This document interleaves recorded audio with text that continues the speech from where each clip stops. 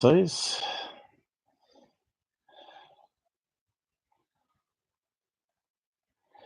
Welcome to the Out There channel, live stream 71. So let's see if the audio is going to work, because I just realized I should have done something. So let's see if the sound is working.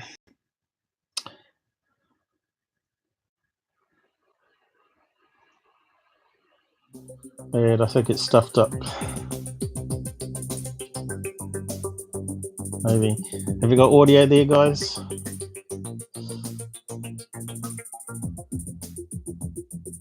Robert?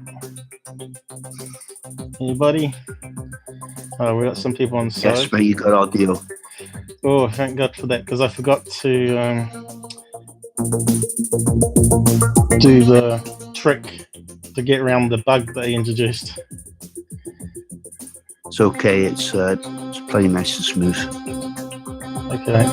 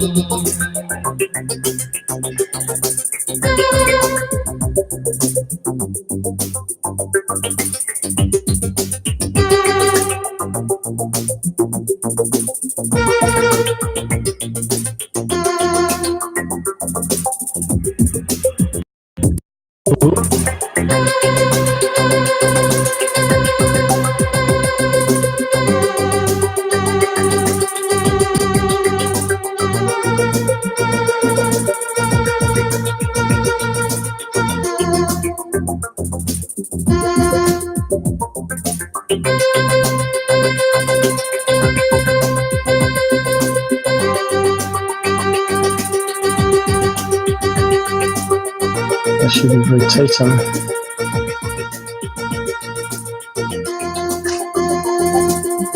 Let's go.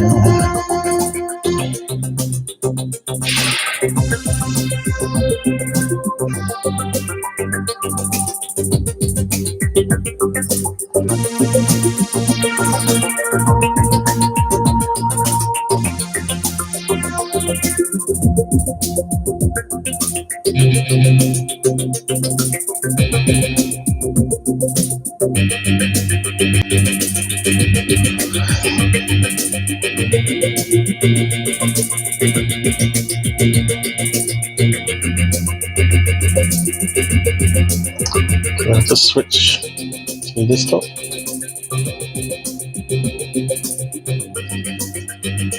Okay. So, I think we're operational. We are ready to fire. So what's going on here on the screen? Well, these are not updating. I think the music glitched there for a minute.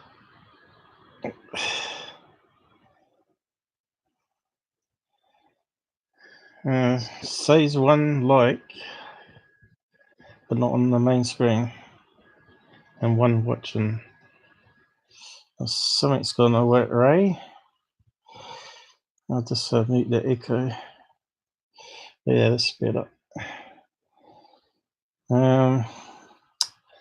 Yeah, something's not working there with the counters. Whew. Tried to start earlier, of course. And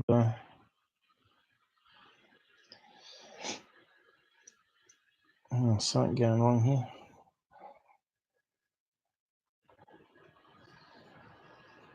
My counter thing's not updating. Doesn't make any sense. We just have to live with it unless it comes right.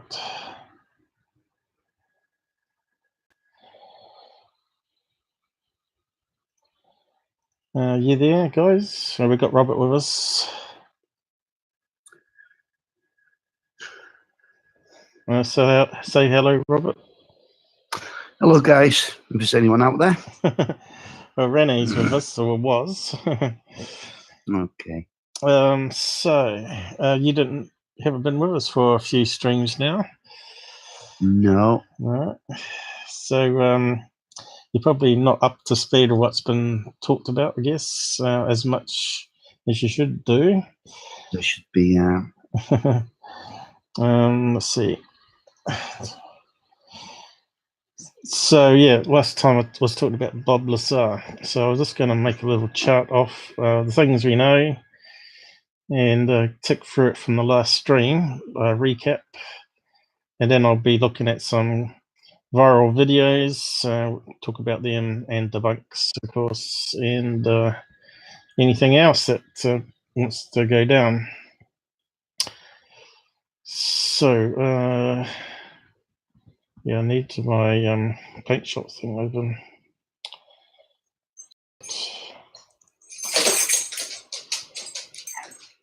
I can hear your dog making a noise there. Yeah. Are you on the mic or the? Yeah, I'm on the mic. Can you just tap it? Yeah, it sounds like it. It's just your dog's particularly noisy tonight. Yeah. It's got too many chains. Well, laminated floor don't help either. Yeah. I think he shakes the collar on his neck for attention by the sounds of it. Charlie does that. Yeah. Maybe I shouldn't do it in the graphic one because there's some problems with. Maybe I should do it with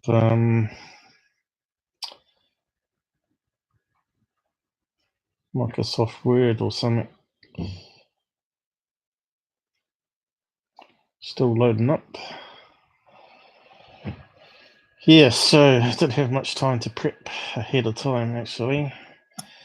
But, I don't script anything, and I loosely prepare things and put stuff on tabs of websites and to jog my memory off the flow that I'm going to cover. But I haven't really had much time to do that tonight, so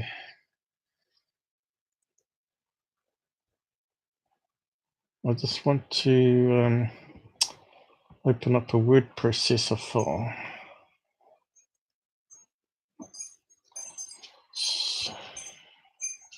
I'm using the graphic editor for writing. So where's text document? There we go.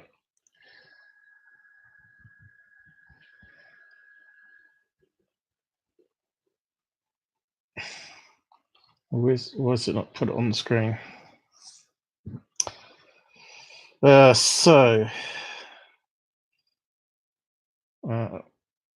said create a new text document, and I'm not sure why it hasn't. So what's happening?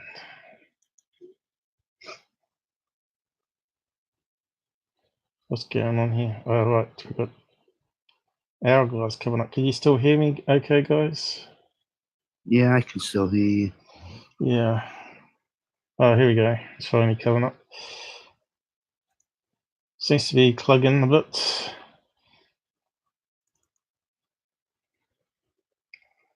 Although the CPU is saying about 80%.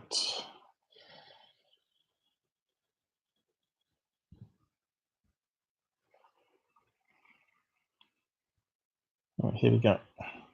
Right, it's finally getting there. Hey, the counters are suddenly working. Yeah, I've noticed. Yeah, strange, isn't it? How we sort of have these little technical glitches. So, it's as big as we can get it. So we want a nice big font, don't we? So you've probably heard Corbells talking about Bob Lazar on all different channels and networks by now. Yeah, of course the movie docu hasn't been released yet, has it? Not 3rd of December US time. As the premiere, as he said in the chats. And how big's that writing? How's that coming up? Why is it not working? That's not big enough, is it? Oh, it might be. Might be alright size. I don't like that font though. Yeah, he said it was coming out the premiere 3rd of December, and right after it, it goes live on Venimo and some other networks, Amazon, iTunes. But he said, okay, so I'll be paid for, yeah. He said you can't get the bonus material if you don't use Venimo. I'm not sure what other one he said, but that's his favorite platform apparently. Well, maybe you can go black. So who we got out there? Anybody that we regulars? So yeah. So haven't seen. Let's see if I can bring this up. Going. What's going on? It's going really slow.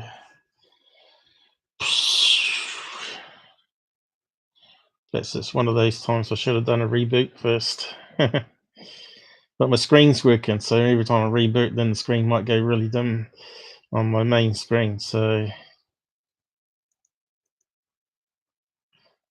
strange what's going on here. Now I'll just see if it comes back to us. So yeah, Charlie's been a bit sick. We're a bit worried about him. He was vomiting all weekend. I think it was because he ate a pork bone. Someone gave him a pork bone, a family member that shouldn't have, and I think it splintered in his guts. But I think he might be all right today, and because he hasn't been vomiting. And I think the last time he brought up some sharp bone bumps, so hopefully he's fixed himself. That's good to hear. And also he hurt his foot, and I think he may have stepped on a nail or something and pierced his paw, but you can't see. You can't see, like a staple or something like that, a house staple. You can't see where it's been penetrated. Yeah, I'm not too sure why this is not coming up. How did I get around that problem? Yeah, see this? It's gone sort of crazy. I tell you what, it's always problems. So yeah, I think it's finally fixed because he's not limping now.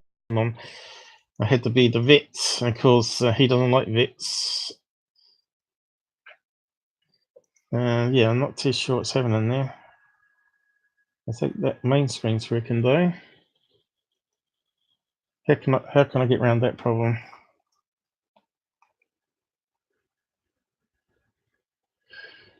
It's no good if I can't bring up stuff, isn't it? So might be this thing here. I might have to reset that. Actual Windows, it allows you to put taskbar on second screen, and it may have stuffed up. So let's hopefully it's that. Endless problems, I tell you.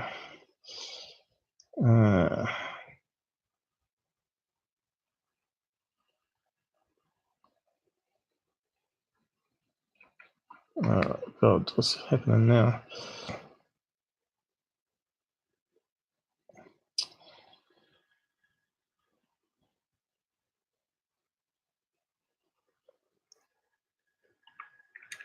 Okay, let's see what happens.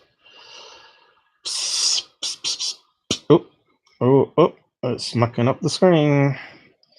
So maybe that'll fix it though.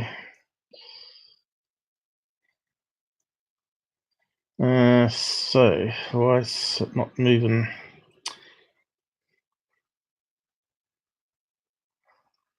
I think my CPU's mixed out here, guys. It's not allowing me to drag now. Holy moly.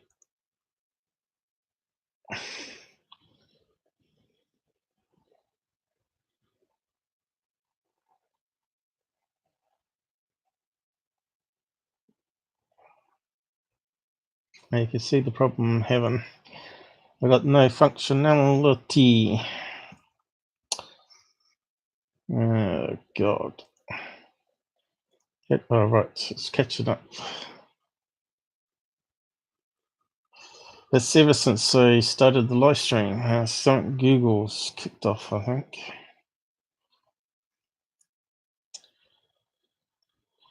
We were testing it fine before, weren't we, Robert? So yeah, I know. What's going on here? We've got a sort of like we've got a transparent screen here.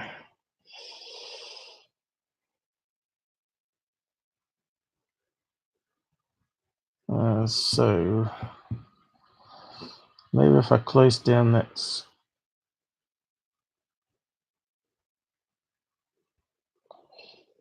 it's definitely a CPU problem again.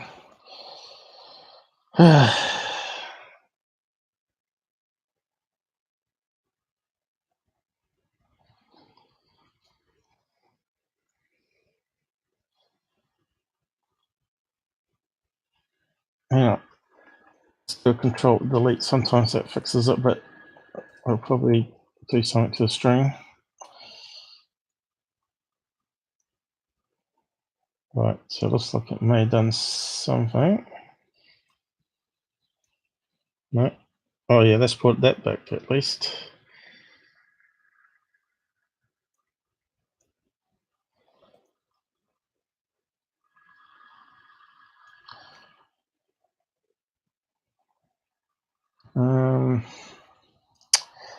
Yeah, we're sort of hung here for some reason.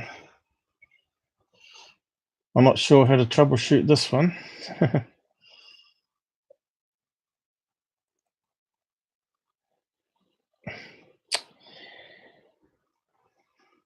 This is why I need a new computer.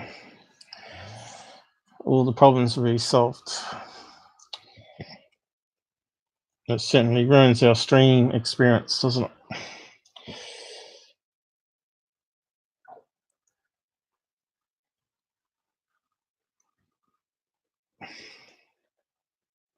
I wonder what's using up the CPU here. I still sometimes wonder if it's malware or on various web pages, you know. Because I opened up some. I see what you mean, yeah. I opened up some earlier, and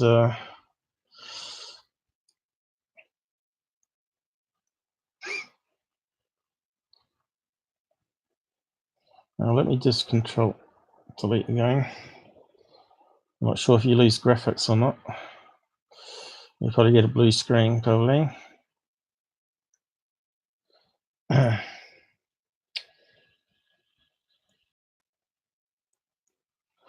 I think it's to do with the chat window. Maybe I have to close that down. Oh, hang on.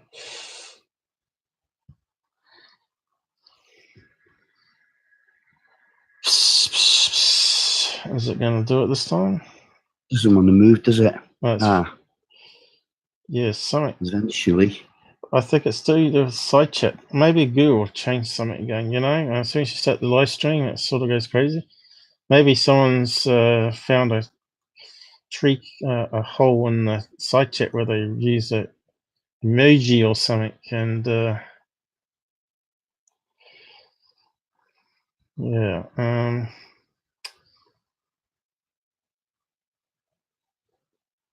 Yeah, it's taking forever.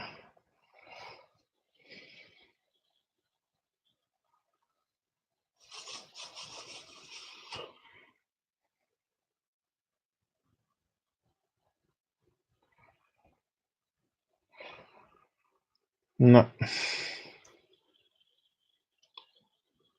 I think it's definitely locked up on something here.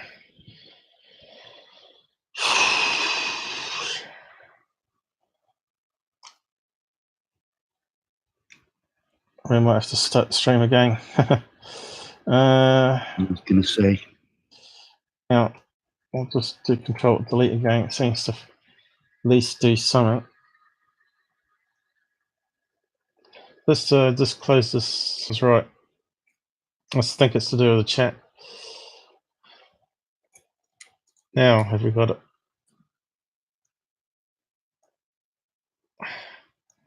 No, it's still thinking.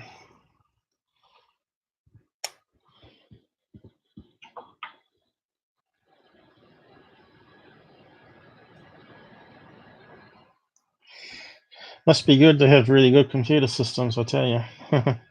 Yeah. Yeah, it was working just fine just before we launched, eh? Yeah.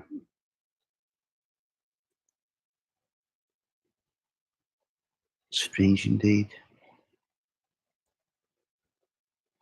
You should be up there, but it's not picking up my control.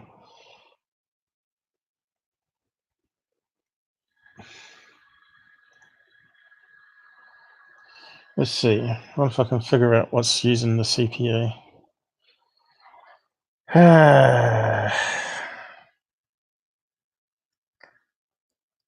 Even Task Manager won't come up. Hourglass.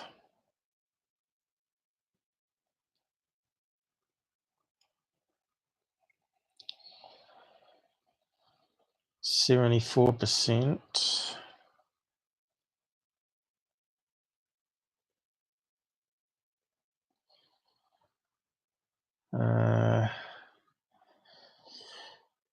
2 Google Chromes at 13%. Why are they so high? I think one would be Hangouts and one would be live stream though.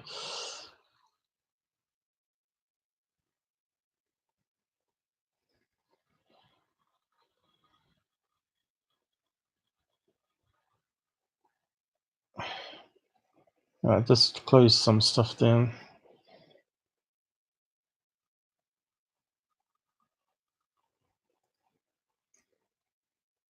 It's gonna move.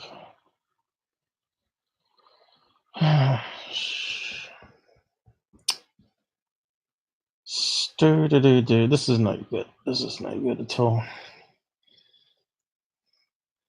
It's going to be a wee while before I get the computer too. I had to spend some more money on stuff, so.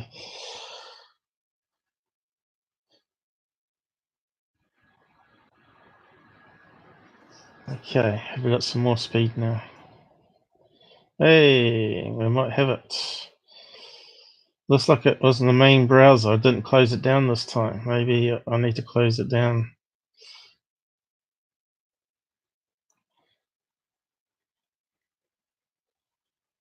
Mm. Hey, we'll get there. Just be a bit patient, that's all. While we set it up again. That's good enough. Let's see if that sucker opens. That's looking good. Yeah, I just can't get it right. Okay, let's see if we can get the chat window back on. Oh. It's shot over the other side now. It attached to my stupid mouse. Okay. I hate this where the Windows changed it to the stupid snap thing. That really annoys me. I don't know how you can disable that. I need to do some research on that and disable it in the registry, maybe, if you can. Mm. We got 4 watching. Sorry, guys. We still had a technical glitch. Sorry about this.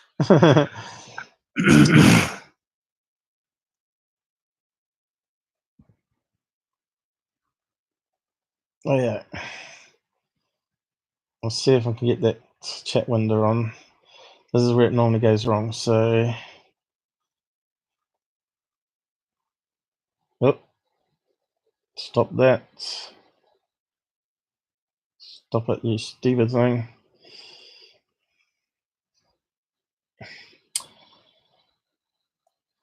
Oh well, at least it's entertaining.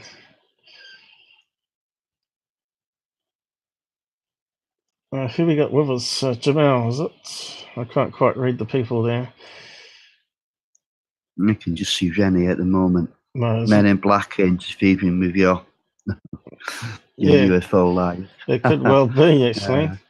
Well, it's definitely Google, maybe, but yeah, sometimes it works without any glitches whatsoever, and other days it's just terrible, like we're just seeing. So, like I said, I think there's something that's sort of being launched from websites, maybe something we're using, and runs in background, and you don't see what it is until you close down the browser completely, which ends whatever's running back now. You know how they're doing? I think it's probably to do with those Bitcoin miners. There's so many of them. I think there's something like, did they say 1,500 Bitcoins now, or something crazy out there? So any of those could launch off in the background and use all your CPU up, because, or use some of your CPU up, because when you kick off streams. So what I've got is a anti-Bitcoin thing on the taskbar, but I don't think I have on these presentation ones though, which might be an idea. So where's my counter gone?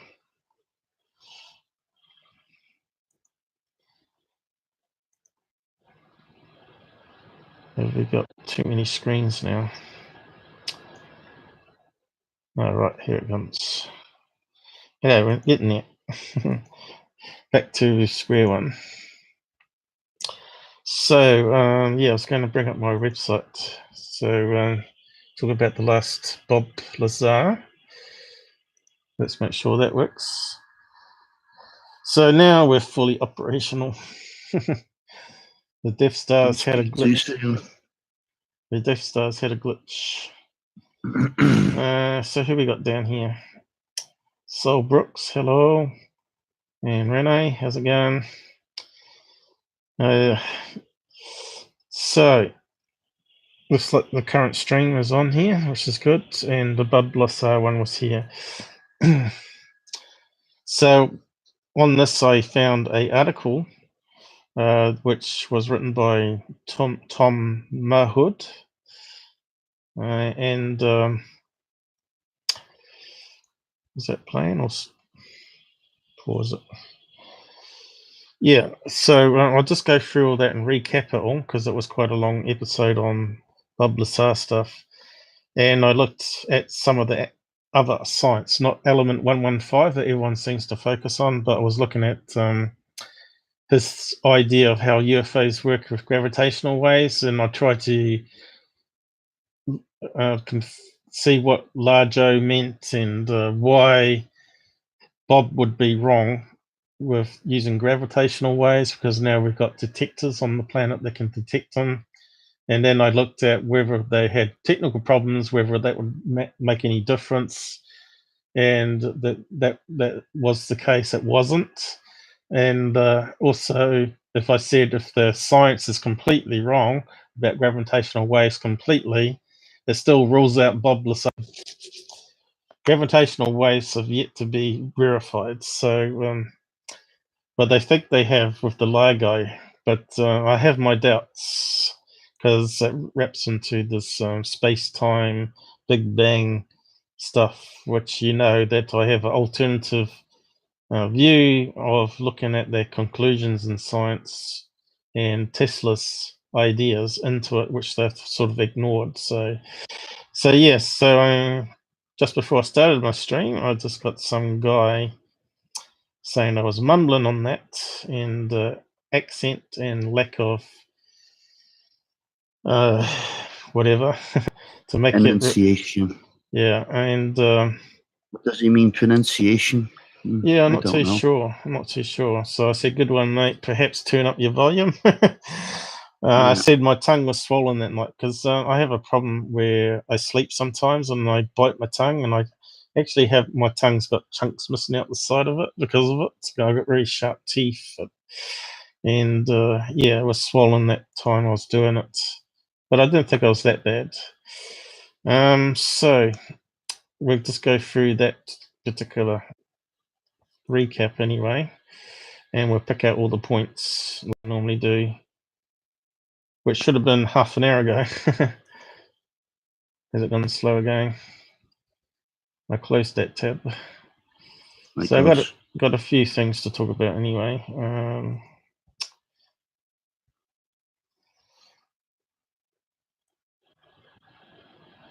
So Bob Lazar, let's start it off. Bob Lazar looking quite good at the moment. For my Aki. Bob Lazar Recap. First it should be underlined. How do we do that? Where's the underline in this package? Here it is, I think. Yep. So, pros. Oh, I thought I unclicked it. Can we do bullets on this? Must be able to do bullets. No, we don't need to worry about it then. Pros and cons. I suppose they should have been underlined actually.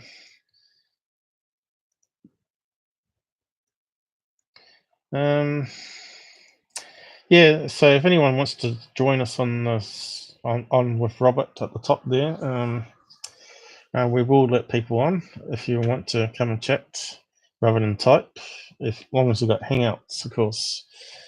A lot of people don't like to have their voice on videos for a lifetime, which I understand, and just like to type.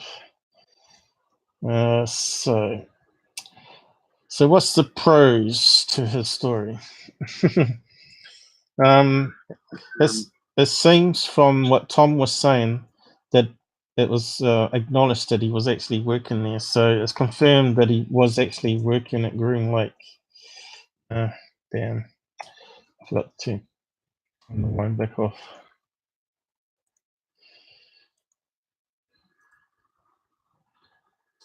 So, confirmed worked at Groom Lake via a company. What was it now?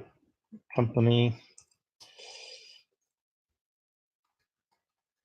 I'll get it. Company called KM, I think it was. K/M, which stand for Keith Meyer or something like that. I'm not too sure on that. I'll have to recheck. Yeah, which sounds like a German name. So basically what they said is that he was doing technician work, fixing PCs, TVs, what was the other thing?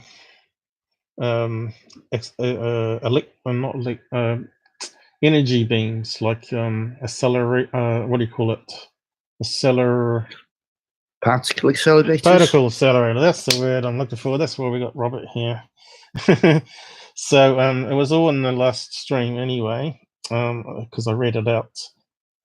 So he'd fixed TVs, PCs, general electric stuff for this company. Now, what the guy said also in particle acceleration, because he was mucking around with one at home, I think. A do your Y particle accelerator. Why is that lined up wrong here? I keep telling you, something's not right.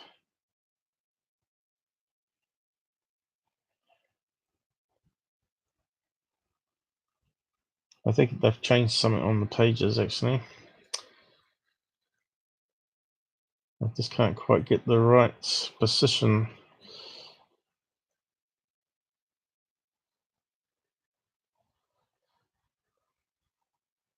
Okay, that'll do. So back down to here. So basically what he said was the cons on the first part was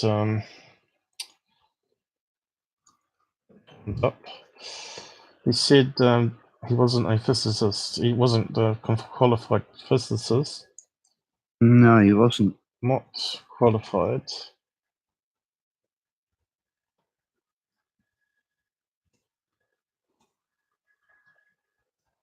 Where's the H key disappeared to? Assist. Because, and he, what do you call it, endorsed, what's the word I'm looking for? He embellished, is it? Embellished. Well, embellished his story, you mean? Yeah, embellished his qualifications. So when you Oh, he did. Yeah, there's no doubt about that. There's no question of that. How do you spell that though? Embellish. You need an E there. E-M? E-double-L, I think. Embellish. I-S. H-E-D. H-E-D. Embellished CV or whatever you want to call it. Yeah. And that was proven by also Stanton Freeman. Stanton. Yeah. Oh, that's not what it's called. So, actually, I could say spell his real name there.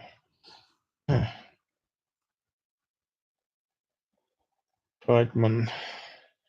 It's also a German name, isn't it? There's a lot of Germans in America. I wonder if they're part of Paperclip or related. Yeah. So what was the other thing? He said that he held parties to impress people at Groom Lake.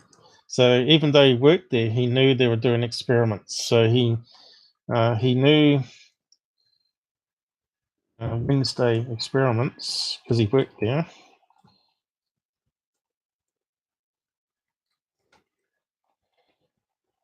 New Wednesday experiments. According to that Tom guy, they were experimenting with radar technology and energy beams or energy weapons, I guess you could say it, by firing it into the atmosphere and see how far it got and what it created, like plasma balls. So he knew they were doing experiments on plasma. I suppose it's a bit like the Foo Fighters in a way. Maybe that's what the Germans used. They fired up beams of plasma balls. Well, I don't really think so because it was happening to the Germans as well. I mean, one side was, Germans were blaming us and we were blaming the Germans, so it's very unlikely it was a German weapon. What article was that on then? About the Germans? But that's well known. That's it's not just on one article. That's it's a well-known fact that the Germans were experiencing those Foo Fighters as well. So I've never seen any articles saying the Germans were experimenting. No, I've read that in many a book. A book, okay. Many a book. Maybe you need to dig it up and talk about it in another live. Yeah, okay. Yeah, sure. I can do some research on that for you and be more accurate if you like. Yeah. I've seen lots of photographs of RAF and US aircraft with the blobs outside, and also stories of pilots saying that the plasma balls actually went inside the cockpit of one of the bombers. Yeah, that's passed straight through. So that wasn't unusual. So the cons is he knew that there was a plasma experiment happening every Wednesday, and he invited his mates out there to observe him. I think that was John Lear, wasn't it? Invited mates, yeah, John Lear. Maybe that's not a con. Maybe this should be a pro, actually. Yeah, it could be. Yeah, because we know that's a fact. We know that's for a fact. Things were happening, apparently, according to John Lear, at least. Well, I think it's a bit of a nut, but anyway, according to him, I think it's L-E-I-R, but never mind. Apparently, it was all happening just when he said it was about to happen. So, seems to have knowledge of the area without any question. Yeah, so that's really a pro because pro, really, yeah. Because that is known for sure that happened. But they didn't know it was a plasma experiment. According to Tom, that's what they were doing because he talked to other physicists that worked there, and they secretly told him some stuff. And he also went to watch them on a mountain range there that overlooked not Groom Lake, overlooked Papoose lake, which is where S4 was. So they knew there with their secret spying on the base that he says nudge in the article. But you can't say too much. That he didn't see any hangar doors and stuff there. So that's really a con as well.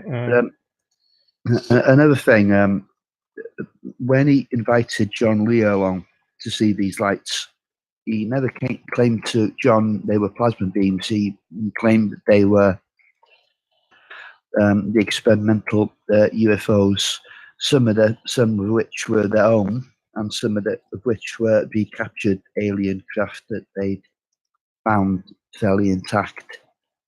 So, you know, I remember he talked about the sports model as his favourite. Right. You know, and he said some of them looked as if they'd been quite warm, as if they'd seen some actual activity in their time. You know. Yep.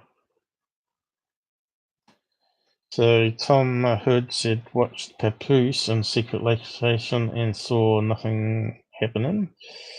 Okay. So just going through the stuff that we read out. Also, he talked about another pro is that because he was working there, security guards did actually visit the house. But he confirmed that bit, visit the house, because they had to check out his clearance. Clearance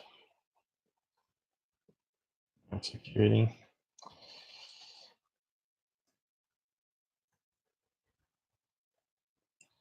People did actually see the security guards visit, so that's a pro.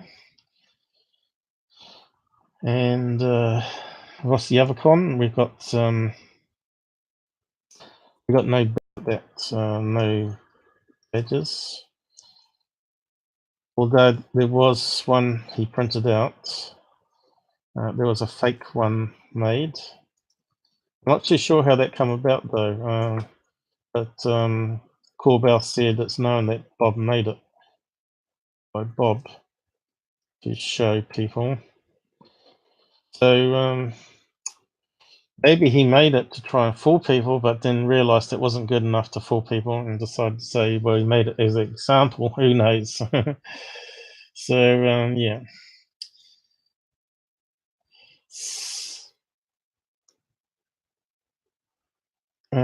Just thinking, what was the next stage? There was a thing called a W2 form, which he said was, which is a con as well, which was edited. What do you call it? Faked. There's a W2 form said to be Bob's wife's for a naval job or base job.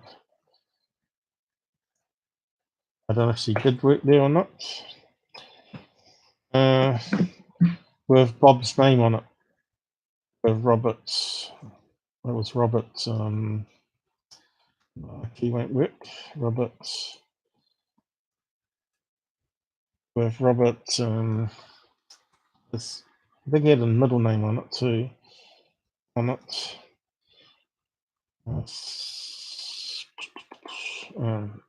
Seemed to be photoshopped or something, or edited or something. Okay, I wasn't aware of that. That's on that live stream anyway. Maybe you can watch it and skim through it. What's the other stuff? The other con was his rocket facts.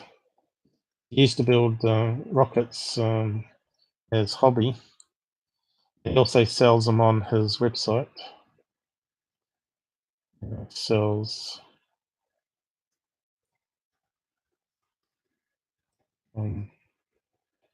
what's it called now?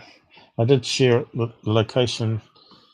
What is it? United Nuclear or something like that? Yeah, that's no, that was it. Nuclear. Yeah, it was. Yeah, United Nuclear. Yeah. The stats about the pressure or the PSI or the thrust, I should say. That thrust were way wrong. We're out wrong. That's another con. So if he was claiming to be a physicist, why would he get like the jetpack on his bike being wrong? So I didn't actually check out. I didn't check out Tom's claims there, but I assume he knew what he was talking about. So what other pros have we got for Bob that we know for sure? Worked at Green Lake for sure. The only pro I could think of is that his story never changed over the years. Whether it's changed in this new documentary or not, I don't know. It remains to be seen whether he embellished his story or not. Do we class that as a fact, though? No, not at all. Not at all. Oh, right. Other people have confirmed.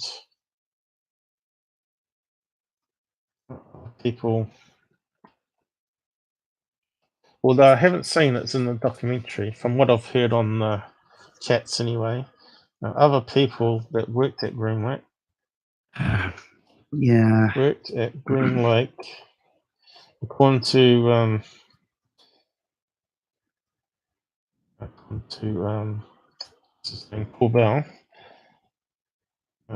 knew Bob there, and he was at meetings. That's his claim anyway, but we have to see the movie yet. Perhaps meetings. You know that these people could also be frauds as well. They'd have to prove their credentials and prove that they were there. Yeah, we have to check that you one out. You could pay anyone off to say, yeah, I knew him, he was there. That's no evidence of anything to me.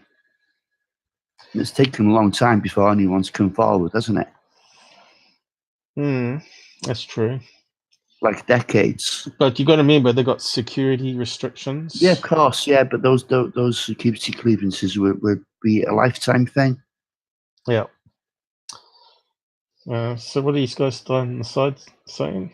They're probably saying stuff. George Nick. These guys got anything to add down the side there? So, yep. Just trying to think any other pros. He did. George Knapp was been one of his biggest supporters over the years. So I'm a little surprised actually that maybe he knows more than us. So yeah, he did. Who knows? He did feature in a newspaper as a rocket buff. There's pictures of him, so that's a known fact. And there's another thing that this rocket car that he built. How that makes him some kind of elite, intelligent person, I really don't know, because a first-year engineering student could have built something like that. It's hardly but this is testimony of this but this intelligence. Newspaper article is what kicked him off into the physicist realm, because he told the reporter that he was qualified and physicist. And that's, he said he went to MIT. He never went to MIT. All the records show he wasn't there. Yeah, and but he was living at the time 2,500 miles away. Yeah, that's the quotation part down the bottom here. That not qualified physicist in English to CV. So this one up here about him being in the newspapers, where the physicist thing come into it. He told the reporter that he was qualified and physicist. According to Tom, who dug up the articles and read the clippings. Right. He read the clippings, so he did some research on him 20 years ago. Okay. So this is where the story of the physicist comes into. Because he was in the paper, what happened is the company that hired him next saw the article in the paper and saw he was listed as a physicist and did these crazy rockets and particle beams, which we know he does too, which is another thing. He did build particle beam. What do you call it? Accelerator. Particle accelerator, I think it's called. It's I'm not sure. I'm not spelling it right. Accelerator. I think that's right, isn't it? Accelerator. So he did build particle accelerator, but nowadays it's meant to be very easy to do because you can get the vacuum pumps online. Absolutely, yeah. Back in the old days, they didn't have vacuum pumps. They had to build their own and use mercury apparently to seal it properly. Well, that doesn't sound very healthy. No, it doesn't sound very safe. No. So you can see, because there's a lot of pros that we know is true about him, that he could, people could believe his story. You know what I mean? You know, we got all these pros about him, and he still to this day he split the UFO community right down the middle, hasn't he? Yeah. He's one of those controversial characters that I don't suppose he'll go away anytime soon. I was hoping he would years ago, but here we go. We've got this new docu coming up, and it's gonna spur more interest in him again. Yep. Just trying to think what else was in the live. So also we talked about the con of it being that the science was wrong on gravitational waves. So that was conclusion. So even if gravitation, did I spell that right? Waves do or don't exist, but those his UFO design. So I think the whole problem with gravity is that physics just doesn't understand it. So basically, at this moment in our evolution, yeah, you know, with science, we just don't understand exactly how gravity works. So it's one of those things you could argue about. Yeah. And never get a definitive answer. Well, they believe they've designed detectors for gravitational waves and have detected up to 4 now. Let me I think they were trying to use them decades ago, you know. Yeah, let me just sum it up. So what I determined was we got LIGO that detects gravitational waves. They've got some sophisticated stuff to eliminate internal earth movement from volcanoes, trucks driving by on the road, and any sort of other vibrations. But they're always tweaking it. So everyone claiming could they have detected a vibration that they haven't excluded from the system. So the ones they've detected may not be real gravitational wave detection. So that's the problem with proving gravitational waves on the planet, because the planet's always moving. It's always moving. You know, we're on plates and we're on a ball that's spinning around, as well as orbiting the sun and all this. So there's lots of different factors that they may not have figured out. But the problem was Bob claimed the UFOs used gravitational waves. Now, even if they were experimenting with these gravitational waves still today, this thing would be detecting these waves off the scale. It would be sort of way off the rocker, is what the claim is. So even if UFOs are flying around above this facility or anywhere near it on the other side of the planet, this facility would be picking them up all the time, which is quite good.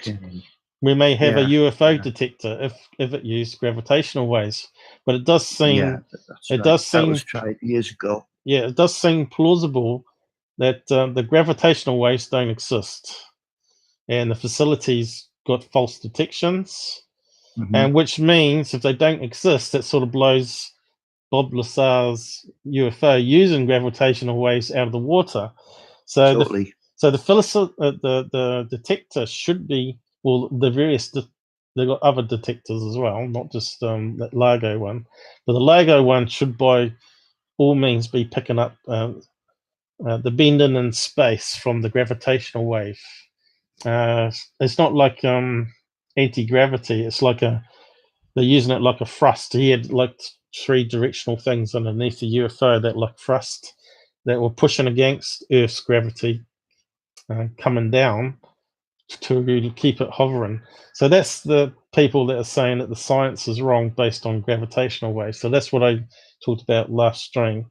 And I said, well, here's a guy saying that gravitational waves don't exist at all. And that was my last bit on the live stream. So that sort of either way, even if the waves do exist or don't exist, Lazar's UFO can't possibly work because we'd either be detecting them with our detectors, which were built way after his story came out. So the whole scenario there was that Bob read about space time in Scientific American. He used to be subscribed to it, and they also talked about island of stability for elements 1 up to 114, and it was just before he did an interview with George Knapp.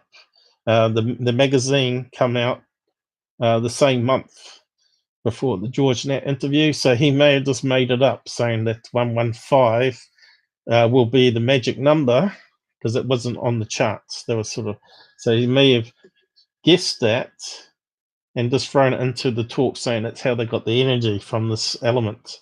So he could have made it all up. Yeah, absolutely, yeah. So just on the subject of gravity, have you ever heard of Project Starlight International, Paul? Seems to ring a bell, but yeah, it probably would do because you've been in the field a long time now. Anyway, that was in the 70s, I believe, maybe even earlier. But that was designed for picking up these gravitational waves, and it absolutely fell flat on its face. They didn't go anywhere. You know, it was basically a UFO detection system that they put an awful lot of money into. It was kind of like an alternative to SETI. They're always trying to figure out new experiments to detect all this sort of stuff like dark matter and stuff. But everybody's always said that the Big Bang is completely BS, and we've got two factions of science. We've got the quantum mechanic theory physicists that seem to follow the mainstream science, and then you got the other factions that saying that they're totally wrong and their conclusions are wrong. And really what happening, we got people like the electric universe out there with their alternative theories, and also we got people that are also independent that are sort of saying the Big Bang is wrong because of this, and the redshift way we're looking at redshift is wrong. So it's not really expanding because of the way light works. They've totally missed the point and all this sort of stuff. So there's, and of course, light bending around stars. They said there's an explanation for that, that it's an atmosphere around the sun that's bending the light because it's going through a layer of gas which is reflecting any objects during a solar eclipse or something when they measure it bending around it. And the microwave background, they've got other explanations for that as well. So there's always this to and from where you got the old people that are saying that they're pseudoscience, and then you got the people that are mainstream that sort of parrot each other and say the space-time is correct, Stephen Hawkins is correct, and all that sort of stuff. But if you do a lot of search online, you see there's a lot of conflict going on. Then you got an awful lot of conflict. It always has been. and you also got the group that say 0 point is definitely wrong, but they don't really understand why it's wrong. You know what I mean? They're sort of making excuses because it's like if you've been taught 1 + 1 = 2, but it turns out it's actually 3. You know what I mean? And yeah, well, all you do then is you've got 1 + 1 = 3. Oh, hold on a minute, that doesn't work. Yeah. Ah, I know what we'll do. We'll put 1 + 1 plus a theoretical 1. Yeah. And then you've got 3. Yeah. So, boom, hey, my theory worked after all. Yeah, that's right. What a load of... That's what I said that's to... that's how to do maths like a physicist, by the way, guys. Yeah, I read the comment from Chris Cogswell, you know, from the guy that left MUFON over the racist comment. He made a Oh, yes. He made a comment to Ryan on his thing. No, it was on a podcast he recently had on Mad Scientist. I don't know if you've listened to him. He's quite good. And I talk to him occasionally. And yeah, he was saying that 0 point energy was pseudoscience. And he said it doesn't fit in with the quantum mechanics. And I thought, oh no. Because here we go. Yeah, he's been programmed to accept the mathematics and all the quantum mechanics side of things. It's like you can't, once you've been taught something, you can't sort of get out of that. They won't back away from it. They become so close-minded and protective. Yeah, they can't get outside that box once they're in it. No, they can't. They can't see outside the box, and it's very hard to break outside that box and then see an alternative view to it. Which is basically what I've been trying to tell people about Tesla, and that his ether may not actually be too far wrong, but they won't have it because it doesn't fit in with the quantum mechanics idea of things. And yeah. What a man. I mean, Einstein was asked, what does it feel like to be the most intelligent man in the world? And I says, I have no idea. You better ask Tesla. Now there's a compliment, yeah? Yep. So we had an island of stability. But element 115, I think Soldrux is on about it again now, element 115. It's not saying anything, he's just brought it up. But of course, its half-life is so short. I don't understand how it can possibly be stabilized.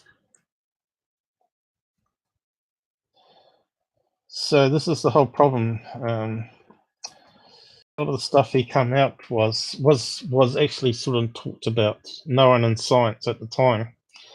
He talked about space-time, bending space-time with gravitational waves, all that was, and gravitons, all that was theoretical stuff back in his time of science. And since then, people are saying, well,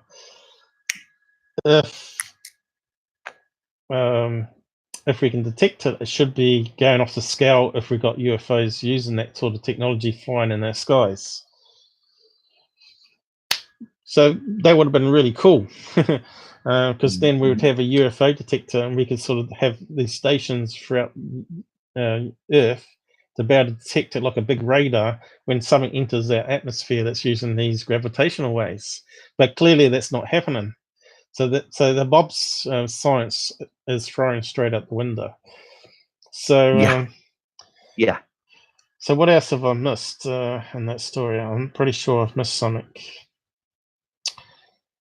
So there's pros and cons, and I can see why people can say, "Well, he's confirmed the working there." Well, that's true, he was. But according to this other guy that knew the other physicists that worked there, even though the project they're working on there is still classified, apparently, he couldn't say too much. But he said Bob knew of this other project that they're working at the facility, and they fired it up into the skies Wednesdays. All that story is verified, you know, and sort of makes his other parts of his story that he's embellished, like being S4, because there was also proof of S4. So that was another thing that came out. In fact, there was 2 S4s, I believe. I thought it was working at S2. S4. Okay. Apparently, there are two proven. Well, there was stated two S4s, which means Site 4, believe it or not, which is a crazy name for a secret base. It's the best name they could come up with, Site 4. Why couldn't they say UFO Lab or something like that? And Lab 1 would be Site 1, which might be energy weapons. So it might be lasers or something. I don't know. But S4 does seem a bit generic. So no doubt, I don't think any of these cons that we've talked about will be in that movie, which means it's going to be one-sided, which is so. common, which seems to be common with Corbells movies. I find they seem to be one-sided. Like Patient 17, he didn't bring on any skeptic or other physicists to debunk the testing methods they used and the science methods they used. And I've talked about that previously in other lives, where some claim that simply just having a light above the patient was enough to put energy into a chunk of metal that's come from the leg, or say, to actually make it emit electromagnetic waves, as what we call radio waves, because there are stuff that reacts to light, you see. So it wasn't put in a dark room or specialized testing thing on that camera when he was watching it, and they had all sorts of other equipment around that could have also induced something into that piece of material. It wasn't like a controlled, isolated room where they took it straight into another room that was shielded with lead walls or whatever you want to class it as, a Faraday cage. Like, it wasn't put into a Faraday cage and tested. If you ever watched Patient 17, you'd have to watch it. But that's the thing with Corbell stuff. I find it's all pro UFO side of things, rather than bringing in someone to have a skeptical look at things. I think you have to do that to get a balanced opinion. Yeah. I think I've got it and then pretty you much. make your own mind up from there. I think I've got it pretty much summarized here, actually.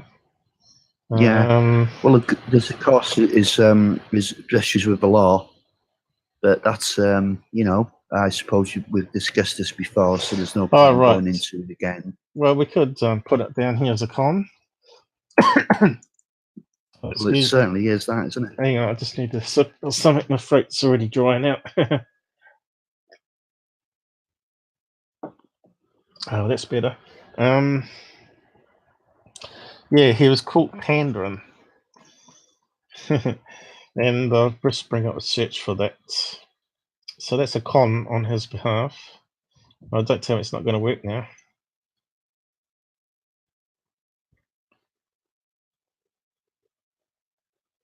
Is that the one? No. I thought I clicked the right one, actually. What's going on?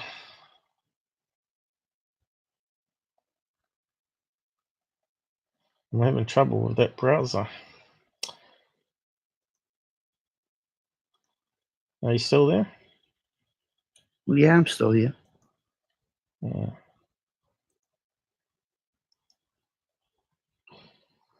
I'm trying to open this down here. It just won't do it now.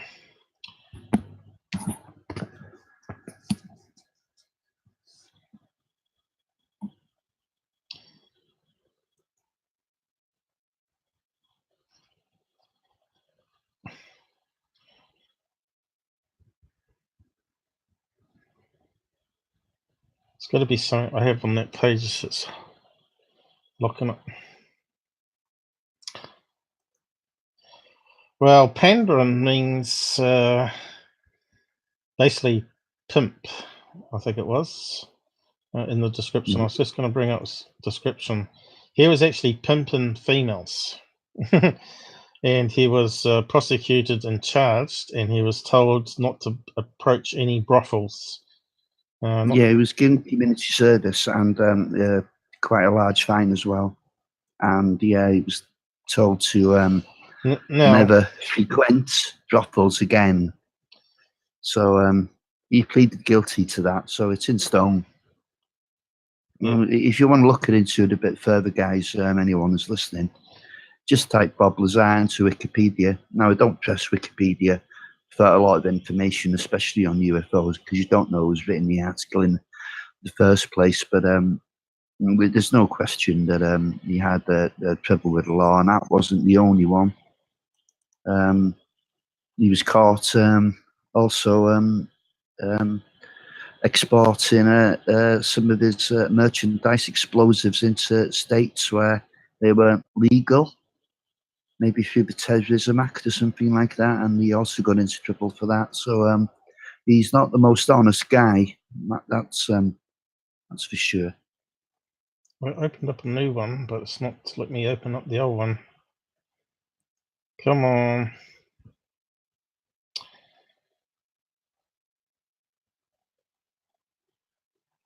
Come on. Why is it not doing it? It's got to be something on that page I've opened up on a website that's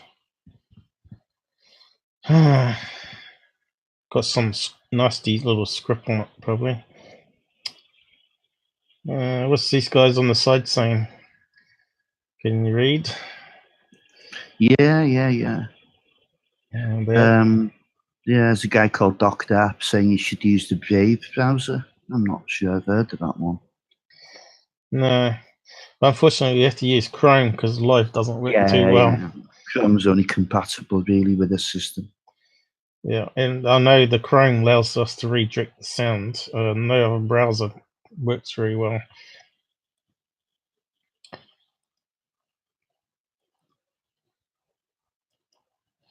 But you can see I'm clicking on it and it's just not responding. Maybe I can kill it. Yeah. I think it needs to be closed and restarted again.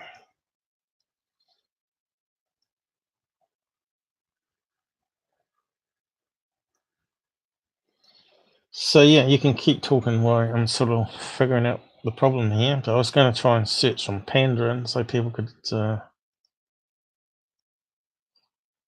I think I said maybe it's just to do with Explorer not working properly.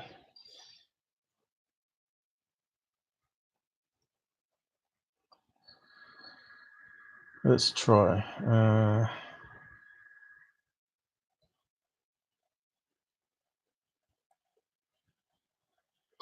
What's that one say? YouTube.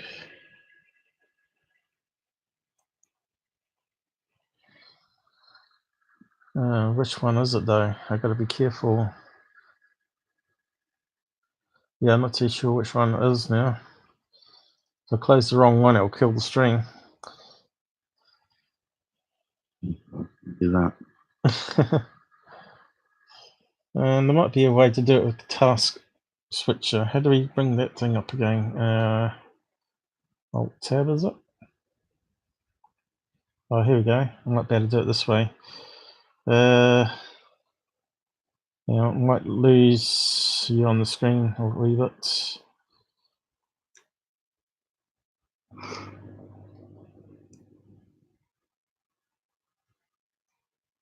I think you might get it. I think I just saw it and went past it. What was that one? I'll just try that again.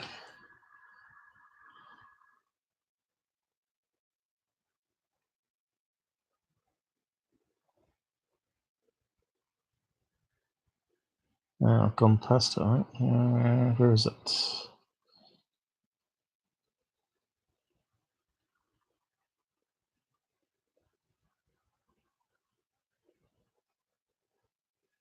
Oh, there we go. Got it. So that's one way to get around that problem. Use the Alt key. But is it locked up is the question. Still hasn't come back, you see. Oh, there we go. Right, so let's see if it works. There's always glitches.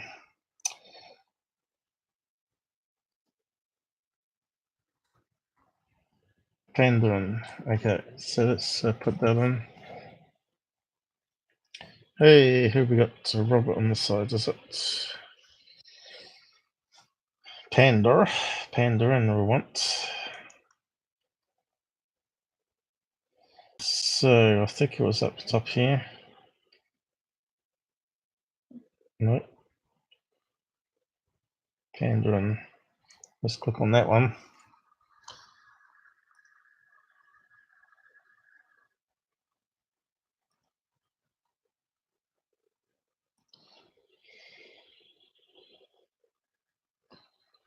What's got that open now?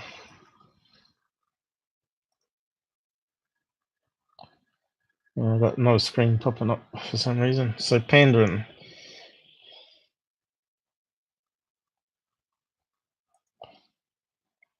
Okay, that's fixed. So what's it saying? Might assuming a person who now it's going crazy with the movement. There we go. Person who furnishes clients for a prostitute or supplies persons for illicit sex intercourse. Procurer, and it's got pimp. So that means he must have been a pimp. Pandering.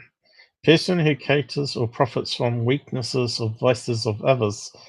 That's a pretty bad thing. A go-between in amorous intrigues. Whatever that means. So you can see there that we don't hear about that side of his character. So we'll just close that down. So I think we're sort of done with Bob. So what's your feeling on Bob?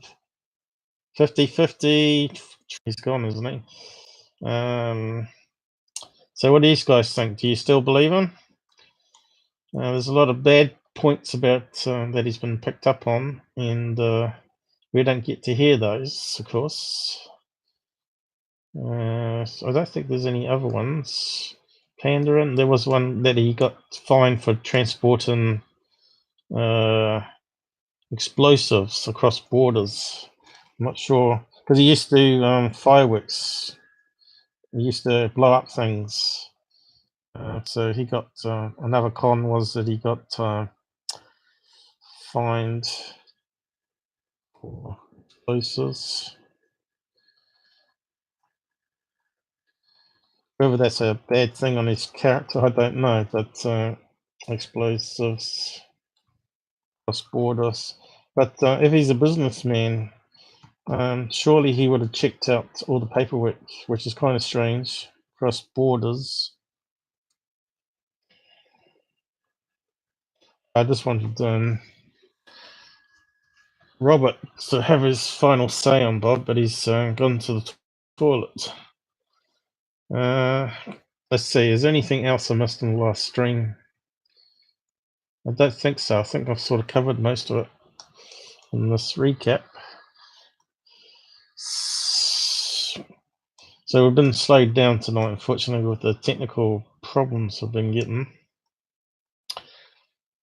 So yeah, I'll just close that down now. We'll save it. So we might be able to get to watch the movie come the 4th of December anyway, and maybe we'll know some more pros about Bob. But I doubt we'll hear all the other cons about Bob. So I want to know why he was pandering. Why was he being a pimp? What's all that about? Because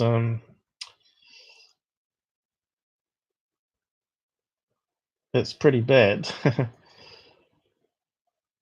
It's sort of for someone that's going to be a physicist and be able to get jobs fixing electrical goods and stuff. Why is that not opening up?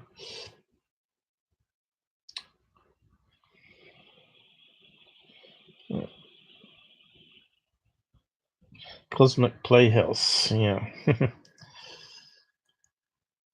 Yeah, I'm not too sure where Bob's gone. So we might just have to move on without him. I was going to look up his name just to show what part of pandering we're talking about again. Because they're saying on the interviews that Bob's actually a nice guy. People know about him, but we never hear this other side of his thing. Oh, that's the other thing, which I should add on the list now I think about it. Apparently, he took off owing family and friends as well as businesses money. Was the other con. Yes.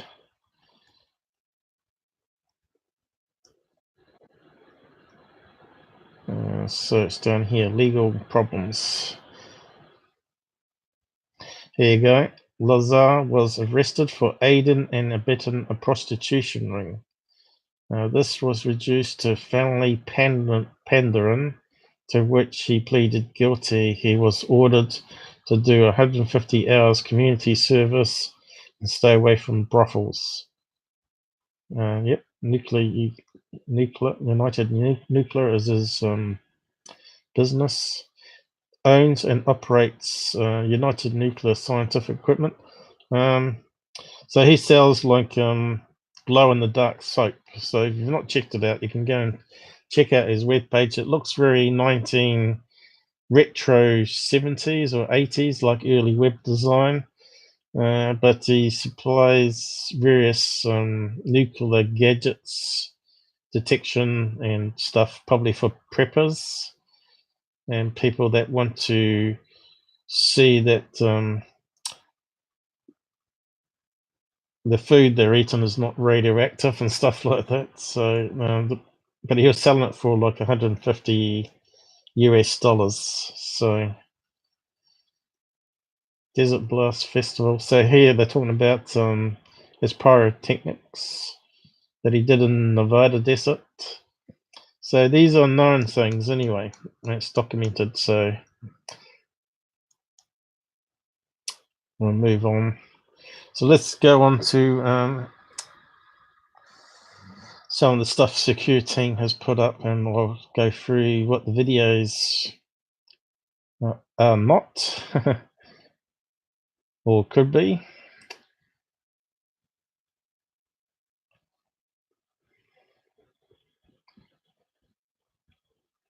No doubt we'll probably give Bob Lazar another mention once the movie comes out later on. But for now, we'll just leave that subject.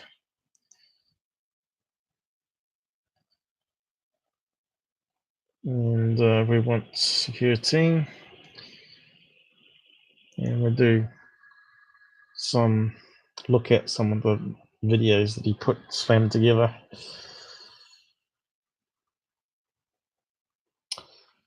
Here's Robert now. You disappeared on us, Robert. I'm just back. Sorry about that. Yeah, but I was trying to sum up. To tend to the dog.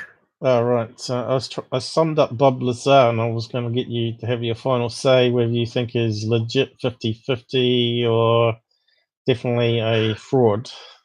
No, I'm 100%. He's fraud.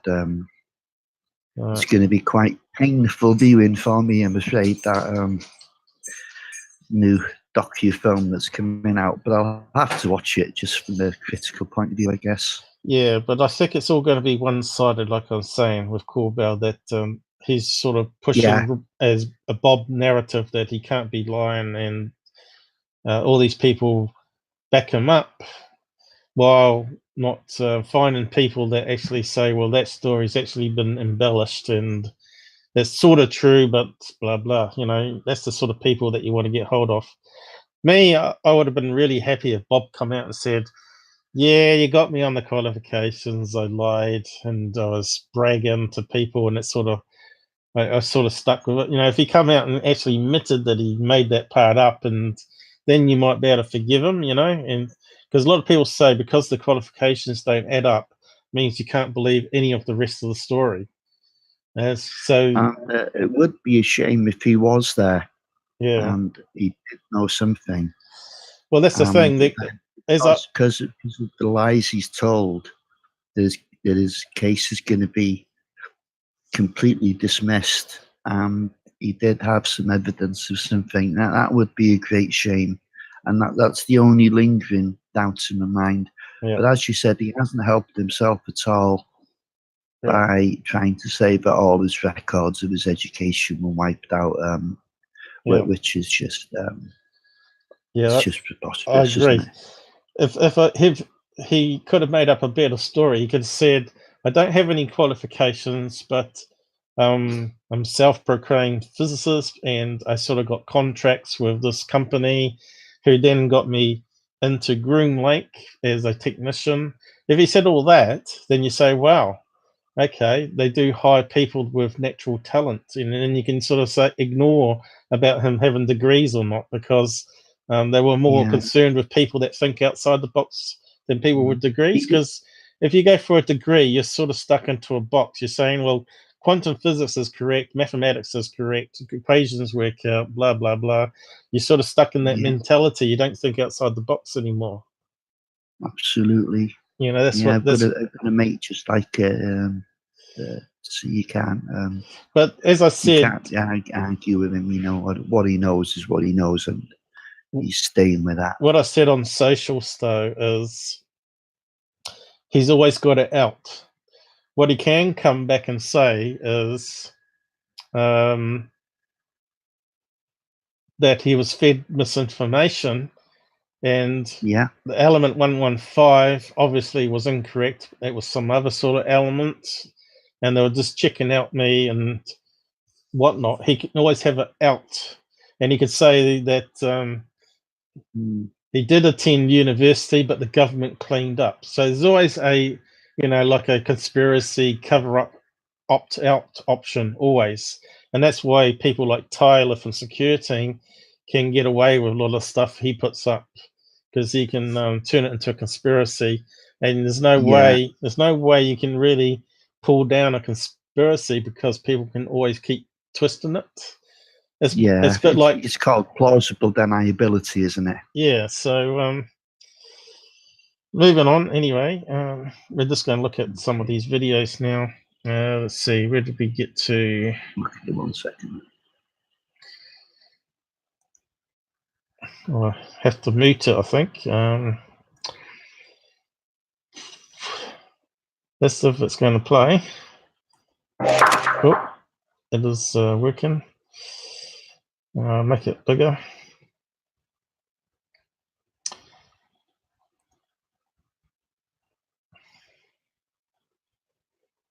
Well, if it responds, what was that one?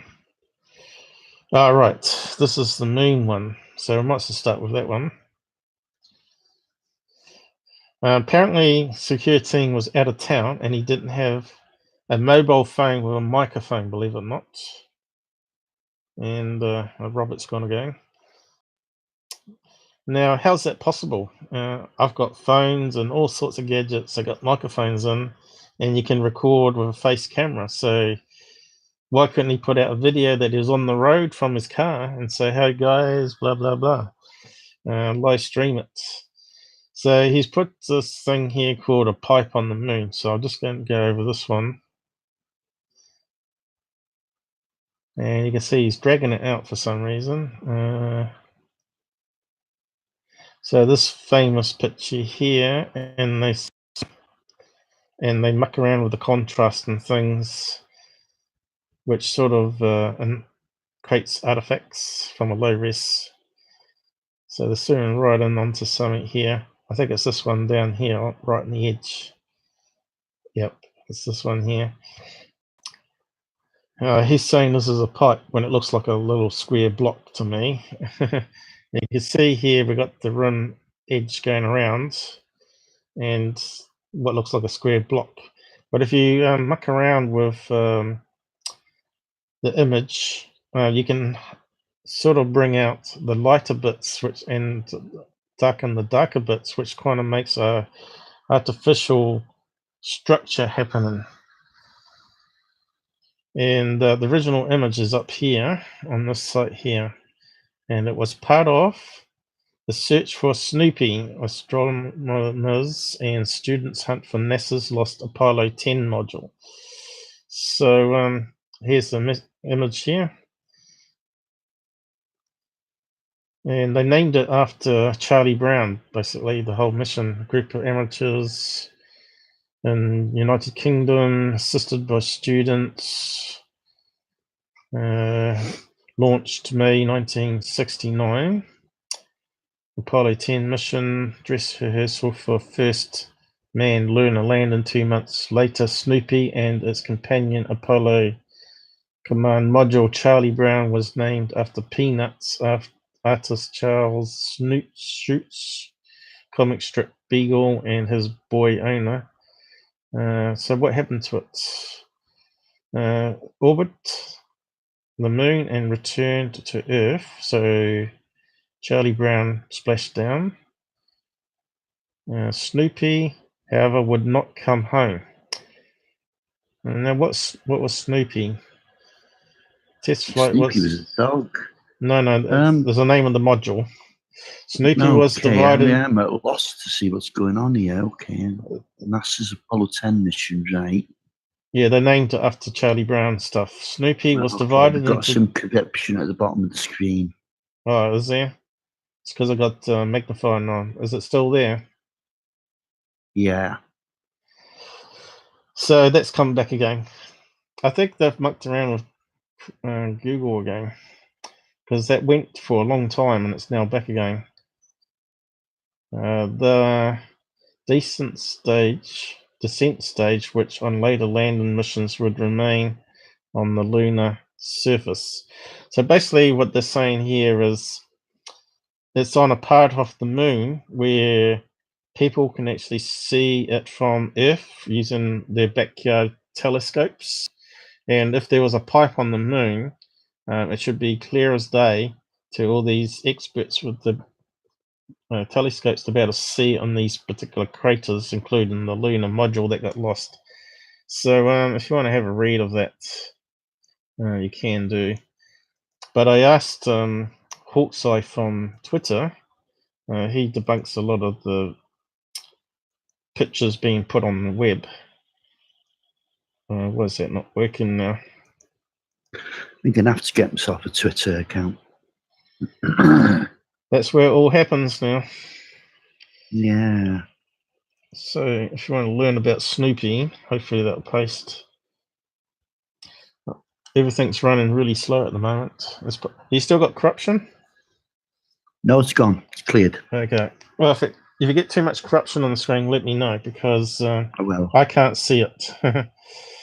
I only get to see what's being captured rather than what has been captured. Okay. We only need a few seconds anyway through the whole stream so far. Yeah. Like I said, we got to get new equipment sometime, but we need new money, unfortunately. And I still haven't been paid out from Patreon yet, but it might be next month I get $100 from the donations. But if I go to Twitter, there's a bit of stuff there that I posted pre-show yesterday. And also Scott had his say on things on this particular video. As you can see, it's going really slow. I'm not too sure why.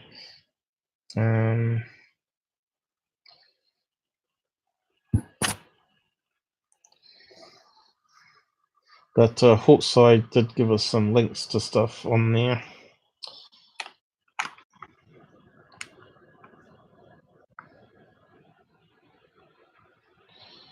It's terribly slow, eh?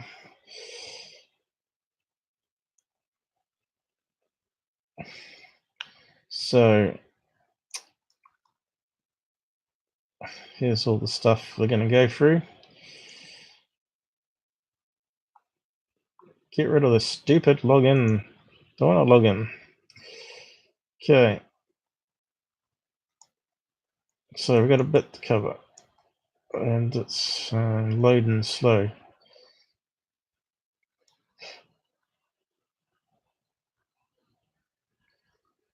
Okay, so what I did is I did some analysis on it here.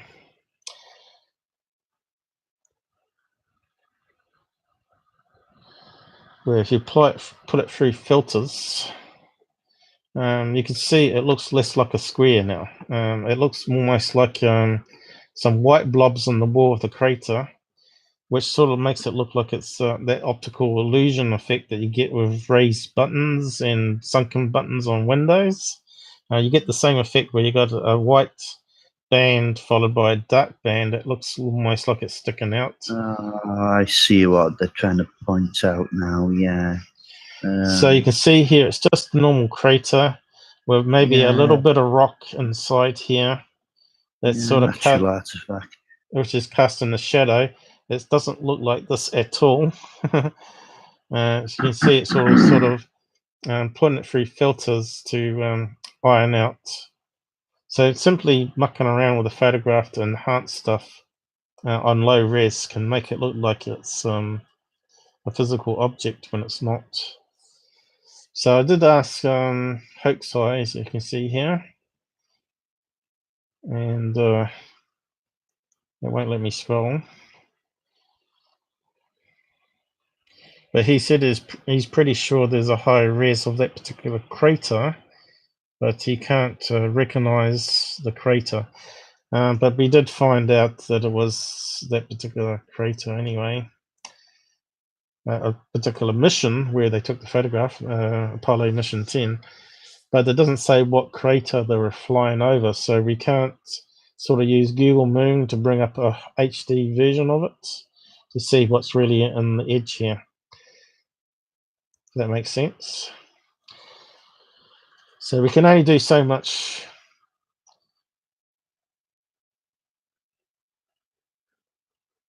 So the next part of his thing was the next video, wasn't it? I think he put it all at the end, second half of it. You can see how slow it's going.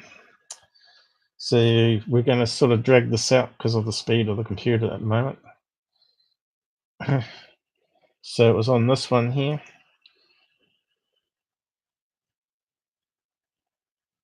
And I've clicked it. And it doesn't seem like it. So the first news was InSight lander touches down on Mars to do some special science on drilling down into the core, maybe to look for ice and organisms. So it landed down all right. So that's half the news anyway, which we don't want to know about. And that's the first picture they beamed back, which is a load of dirt from it kicking up from the wells.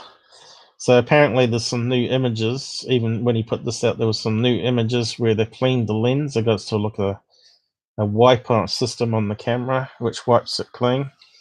And they've got some nice clear shots. But you can see here, this looks like a fish lens as well. But they've got various other cameras and lenses on there. So, so the first one is this one here. I'll just play a segment of it. Oh, this was an older phone, so it's much more pixelated, but you'll get the idea. So here is that clip of the strange glowing red orb.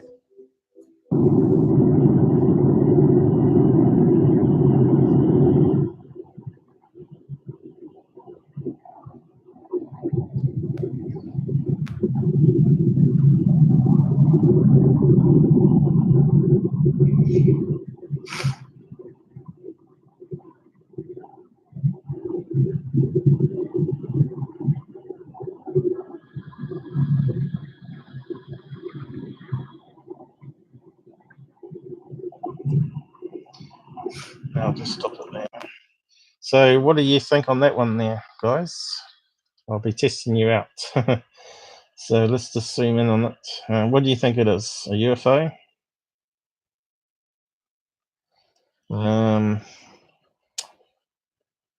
You can see it's very poor quality, and it's filmed in portrait, obviously.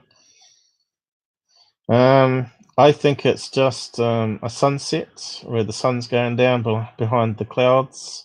That could be. Where's the location, Paul? Does it say? We don't get information like that. No, that's true, isn't it's it? on Secureteam. We don't get all the facts. What a stupid thing for me to say. So here you can see a dark band. Can you see that dark band going around here on this particular frame? Almost looks like a dark cloud layer, and that sun's just going behind it. There could be a mountain range there that the sun's just peeking behind, or a city light perhaps, but I think it's just the sunset or what they call a red moon. So we don't know when it was filmed, but that's my think on it. You can see here it's not moving upwards or downwards or left and right. It's just being statically filmed from the cabin window of the passenger. So yeah, that one's a bit of a bollocks one. So if I go to my Twitter, I did do some enhancements on it. So if we can scroll, because this is not behaving very well, unfortunately. We've still got a few bits to cover. So here it is here. So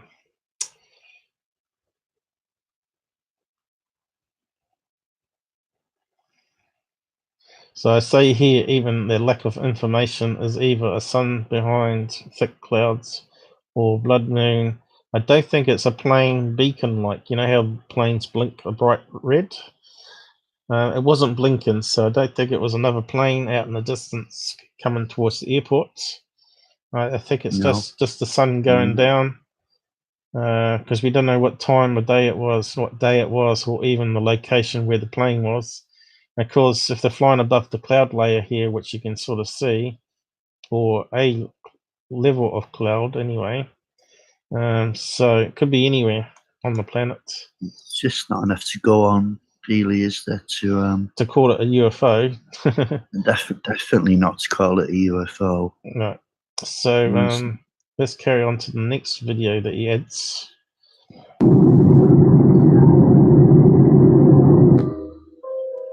All right, so here is a freeze frame of the object. Seemed to be tagging along with this Delta flight. Zoom in a little. So you can see here there's a slight dark band, which to me looks like it could be a mountain range, and that could be just the sun going behind it. So yeah, move on. So this one here, he said correctly, it's a plane contrail. We have the full video. Someone actually took the same sighting. The first people that brought it out was Third Phase, and they didn't obviously say it was a sunlit plane contrail, but everyone went on to the chemtrail narrative. But Scott Brando up here, we'll scroll back. We'll just go through it all. Has found the second video, eyewitness to it, and they filmed the plane, which debunks it. So it should be here somewhere. It originally was posted on Facebook, which makes it a bit difficult, but at least Scott's put it here on as a video link now. If I can get the scroll. Yeah. I am scrolling, but it's not responding. I've gone and clicked on something by the looks of it.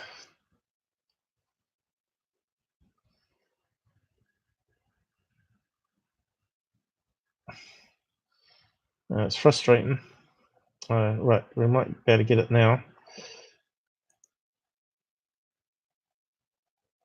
Come on, don't go up.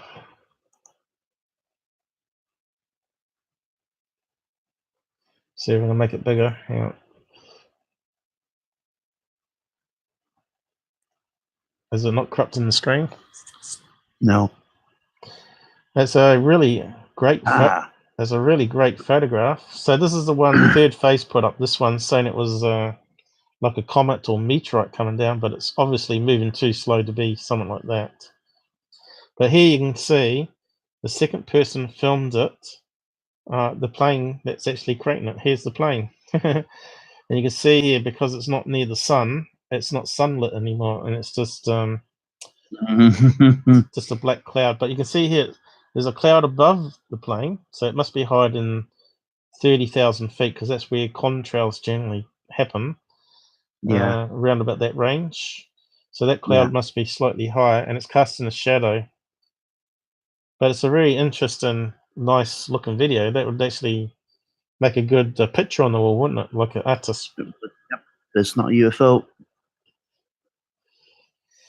Well, not a UFO in the sense that it's alien. No. But you can see here it's just passenger jets, little black dots on the end. So that one, Tyler actually said was a plane, which was good for him to actually say that. Oh, right. Good God.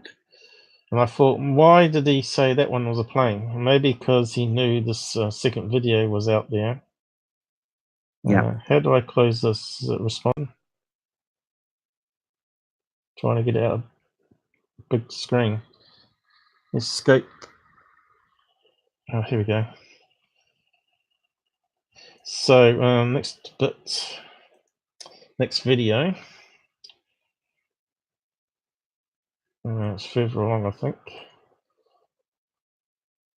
So he's saying it's a contrail, which is exhaust, and he got sort of battered in the comments about that comment, saying that he's gone to the dark side of, I don't know what you'd say, dark side of government, saying that he's agreeing that it's contrail, not a chemtrail.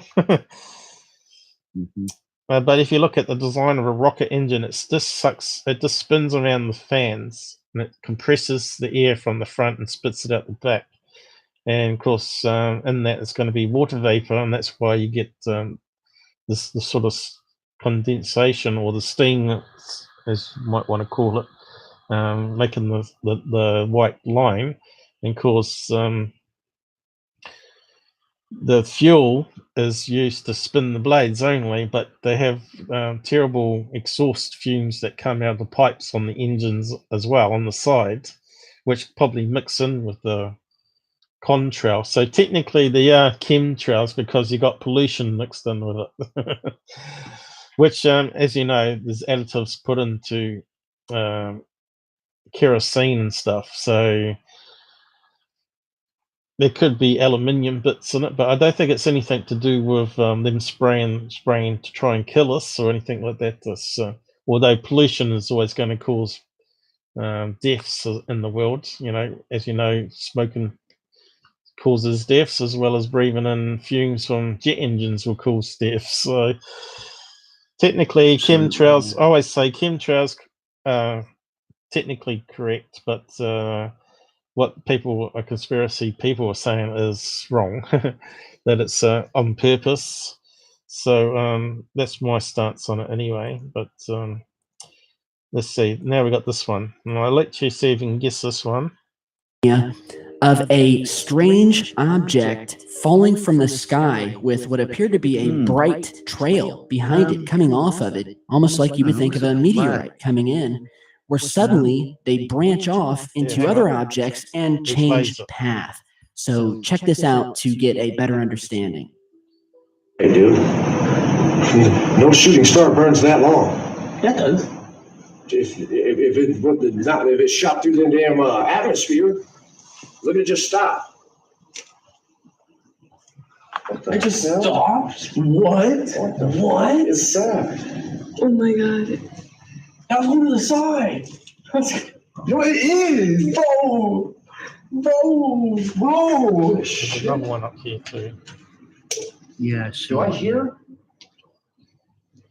So you've probably seen that an these engine? videos a few times now. I've just seen if you've got one. Sounds like an engine. But there's a plane. There's two of them. I was looking above it. No, I think There's there's two another of one. them. We're getting invaded. We getting invaded. Listen. It's still going, but they're That aiming the data. camera Is that at one it. right here? It's down here. There it is. So they couldn't keep the So camera really still. strange stuff, guys. A streaming object with a tail comes down, then appears to come to a complete stop and just sits there static in the sky before. Okay, so we got some clues here. We got the streak, and it sort of stops suddenly. Whenever that happens is, do you know?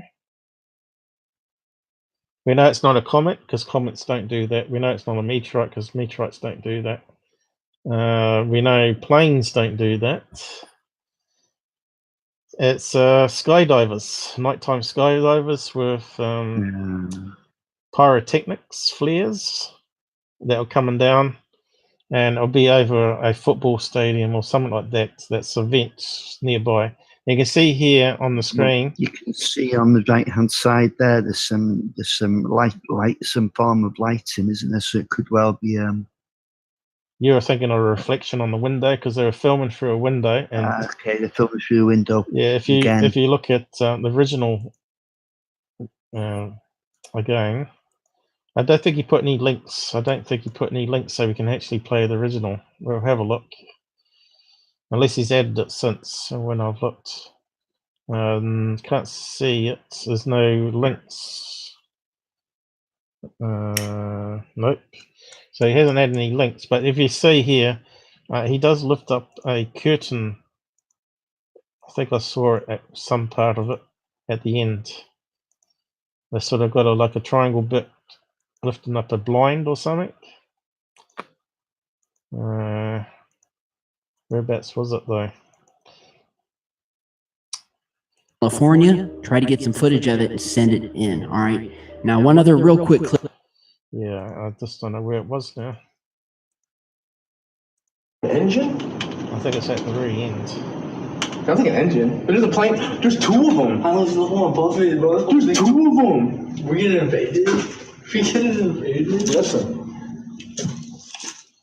That data. Is that one right here? I'm not too sure where I've seen it. Obviously, it wasn't on that footage. I might have seen it on some other footage. But the guy was lifting up blind.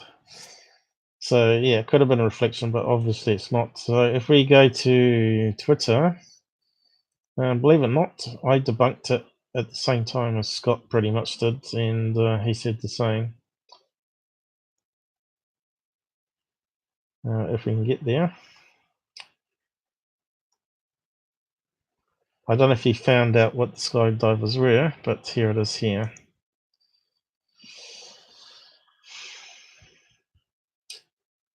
Also in the same video, shared this clip as something unknown. It's a launch of skydivers with flares pyrotechnics, often mistaken for UFOs or meteorites. So he hasn't said anything else. So we'll go on to the next part. Next video. He's put quite a few videos together here. Not too sure why, because he normally likes to use spread them out across different episodes, so he gets more money. Yeah, more likes. Yeah. Well, it gets more money. So he could put something like this and talk about it for 10 minutes, right? Or do some analysis on it and still BS everyone that it's a UFO. And he could put them out as separate videos and make a lot more money. But this one here is another one, which is kind of strange. I might have to zoom in on this one. Where it almost appears as if there is some sort of dark but large object up in the clouds that kind of pops out here and there, goes back in, and is doing something. That's all I can say. So check out the clip. Here. I'll zoom in now so you can see it better. If it'll let me. So we're looking at this dark shape in the clouds. Yeah. Seems to be shaping. Yeah, it's okay. So yeah, I don't know, guys. We see something coming out of the left side of the cloud. Looks sort of round at one point, then square in another.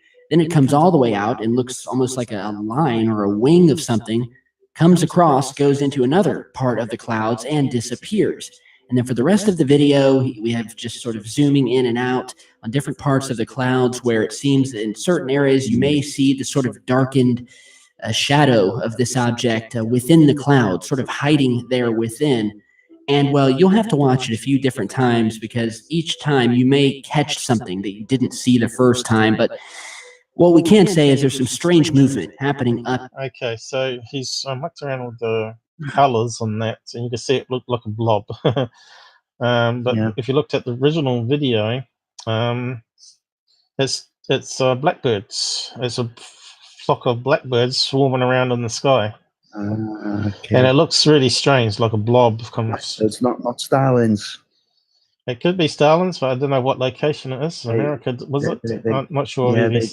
Yeah, blackbirds don't tend to fly in flocks. Starlings do, and well, I mean blackbirds in a generic bird. Yeah. Sorry, Paul. Rather than the blackbird itself, but yeah, you can see they were black. But he's got it down here, I think. Starlings are black. Well, they're very dark in colour anyway. They have crows in America, isn't it? I'm not sure if crows do it. I think crows do it. But let's see what Scott says. Concluding, here's another misidentified flying object shared by Secureteam. Nope, starling murmuration. So he said starlings. Yeah. Starling murmuration of birds like this one here. So he's got. You see them often in this part of the world. So he's got an example here. They stick in very close formations, so you couldn't really. I'm sure I clicked on it. From the distance, you couldn't really tell they were birds for sure, you know. Yeah, because of the pixelization there, but that's right, of course, yeah. But even that looks just like a blob. If you blurred it, like he did when he zoomed in, and you could see it was blurred out of focus. That would be a blob in the sky. That's going all crazy shapes. But obviously, this one's lower down, not so high. Yeah, 100%. Well, this is an example of what they were filming anyway. Yeah. So, yeah, various pictures of various birds flocking. So that was the one I was trying to find. That, for example, a couple of live streams back. So let's go back one. I'm sure I've clicked it. It's just not responding. I'm just trying to see. You can see here it's just too pixelated to see individual birds, but you can see it sort of faded at the end here. We could cut and paste it and bring it into editor and all that, but I don't think it's really worth it. I don't think so. It's quite conclusive. Yeah. So he said you keep watching it. So he wants them to keep watching the clip on his channel probably, because he didn't provide the link to it. Don't think it's there. Can't see it.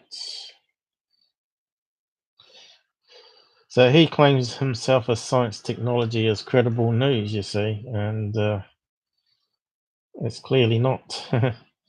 Was there something else? Bob Lazar is talking about that, and he's trying to get people to buy his Merc, of course. But there was some other videos that we missed, I think.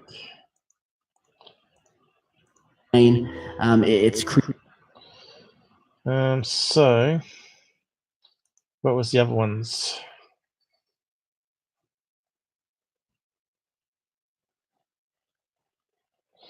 That one, which was that first one I was talking about, which was, I'll go back to it.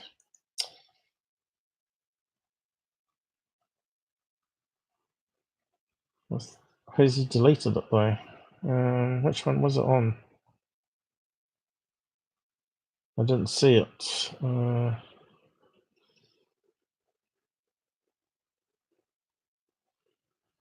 Was it third phase, the other one on? This one here, where they're talking about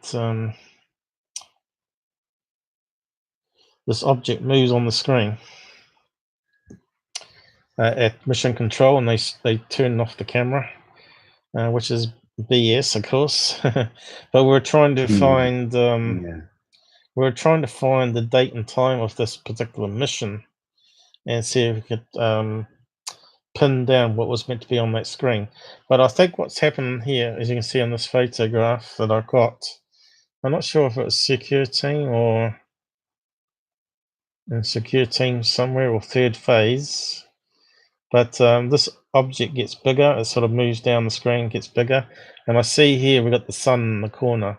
To me, that looks like it's going to be a lens flare or a reflection of some part of the space station or space shuttle. I think it was back then. It looks like it was space shuttle with the camera they have on the side in the bay, and they were just panning the camera, and of course the object seemed to be like it was moving by itself.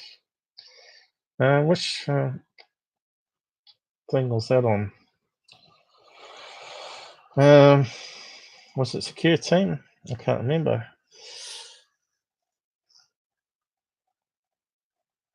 I don't think it was this one, was it?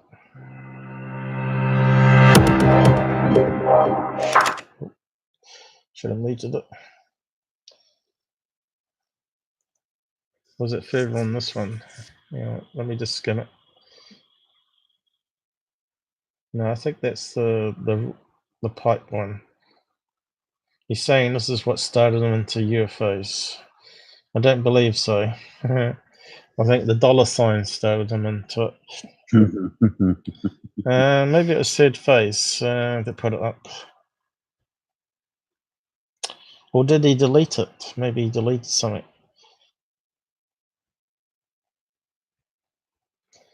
I don't know. Third phase has been putting up rubbish as well.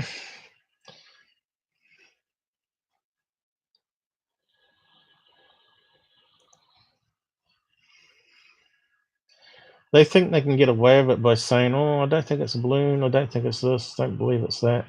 They don't sort of go through and say, "Oh, well, let's put it through plane finder or get all the details and stuff." Was it on It's here? not in their interest to do that, is it?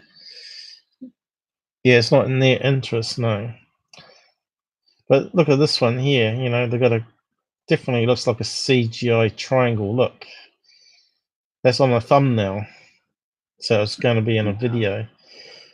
And here's the comment one. No, I don't think it was them with the space one. It must have been Secureteam, but I can't see it now or know which one it was on. It doesn't matter. I think a lot of channels put it up anyway. What's it called? It was on that story, on that video, greatest story ever denied. That was done by the skim Miller. What's his name? That did the rods. The scam Miller. I'm not sure how you say his name. But anyway, I can't actually see the name, so I can pronounce it. No, that's from the movie he made called Greatest Story Ever Denied. Yeah, I've actually, it's a docu, isn't it? I've seen that. I know I have. Yeah, so Mission Control UFO. A few people, scammy sites put it up. So I can find the video. I'm not too sure where I saw it now. Mission Control UFO. I'm pretty sure it was on Secureteam.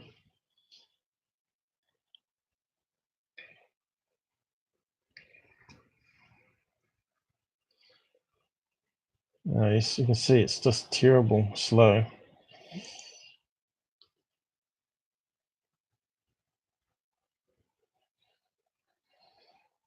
So here we go.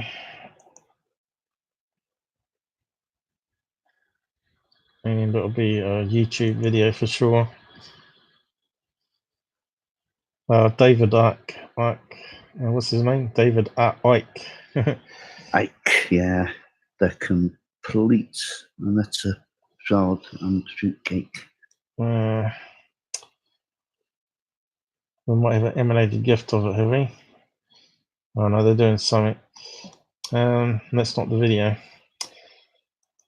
They want the video.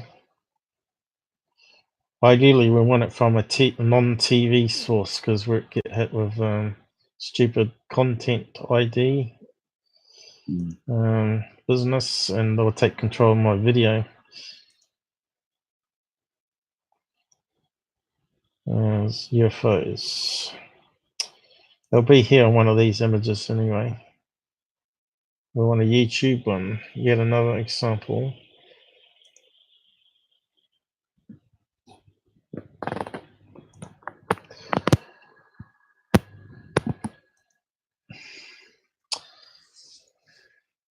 We haven't seen Jamel tonight, have we?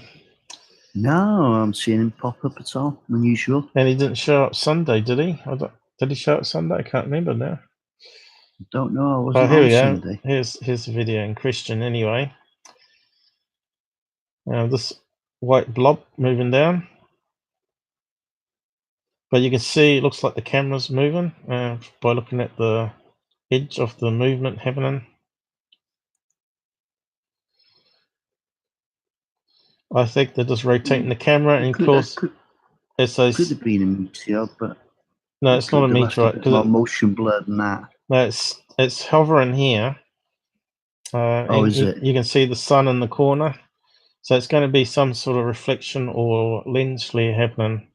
Here's the sun up in the corner, and they're moving the camera around. And they're saying it's a UFO, and no one's paying attention to it. So that was the claim anyway. And then they switch it to this globe, which is a CGI model rather than picture from space itself. Maybe to map the path of the shuttle going around it. But that's the particular one anyway, and we couldn't find much more information on it. But it doesn't matter. I thought I'd just show you it anyway. Okay. I was hoping that we can get Mr. James Oberg on that one. And he could tell us. He could tell us what actually happened on that screen. He would know exactly that they were moving a camera. Yeah.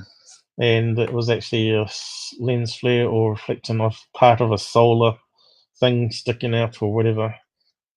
But you can see here, it's like it's not even a perfect circle if you look on that image there. No, it's not symmetrical at all, is it? It sort of looks blobby, but it's got a little black hole in the middle here. So they were comparing this to David, what's his name? Sereda? No, David Sereda's analysis of tablets, with the pulsing black thing in the middle with the spiral coming out. What were they called? The tablets? Sun tablets or whatever it's called. Inca tablets? I don't know. Some sort of ancient tablet that sort of had the spiral pattern happening. Okay. No, well, you know what the name was, but I haven't got it on top of my tongue at the moment. So I think we've covered those ones. All of them are solvable. Unfortunately, they're not real UFOs. Sun one, control room, skydiver, and this one too. Now, where is this video? Because I don't remember seeing it. What NASA really found. So where was that video? I think he's deleted it, hasn't he? What really found during underneath Mars? That video's disappeared, hasn't it? It's not on the list anymore. He's unlisted it. I can't see the same description because, lucky enough, Scott's taken a snapshot of it here. What can be found? Oh no, Lupin on Mars. So it was on that one, was it? It might have been. So yeah, so let's go back to that one then. It's the first one here. Must have skimmed past it.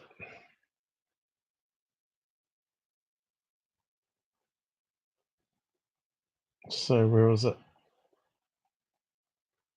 Was that at the beginning? Oh, here's the control room. It was on the video after all. So you did have it up. So for my one was better quality, I think. Or the other YouTube one. Is that playing? I think he's got it paused and talking. Yeah, he has. So where's the other one? Here, maybe.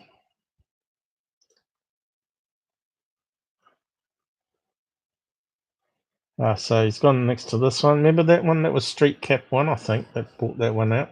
See how it's sort of fading away? Claiming it's a UFO, speeding away. But you can see it's just the sun's rotating around and it's actually just lens flare. This one here was confirmed to be CGI faked.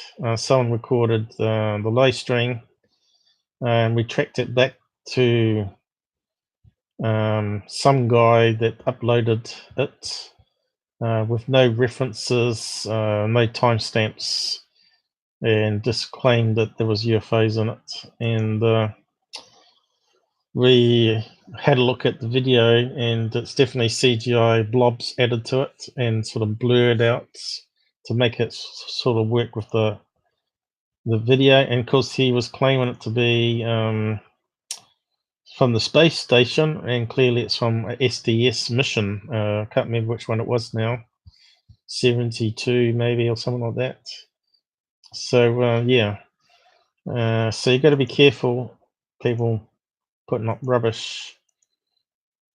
But that one there's a lens flare, and of course, as you can read here, Scott's also said it was a lens flare. This one, camera feeds, they really honed that, cutting the feed almost instantly. But looks like Scott's made a video about it here, so we might just bring it up. In the latest video published by hoaxer Secureteam, here's a typical image he already shared that explained last year. So it's just lens flare. Because it's been cropped, you can't see where the sun is. I'm pretty sure I clicked on the link. It's just very slow. Someone's talking to you on the side, Robert. Yeah. He's just answering something that I've. Yeah, we're going to show a picture of your dog on the big screen. Oh well, Jamel's not here, so. Oh yeah. You've yet to figure out how to share your screen because you never got the hang of it. So this is Scott's channel. Does that is it? share my screen? Yeah, it's on Scott's channel. And he debunks it. I think he shows how it sort of repeats next day in the same spot, if I remember right. To me, looks like it's reflecting off here, something bright. The sun's coming this direction, reflecting off here back at the camera. Yeah. So he does post up some debunks. I don't know what it is. Sorry? I don't know what it is. Well, you don't know. It's lens flare. Yeah, okay. Yeah.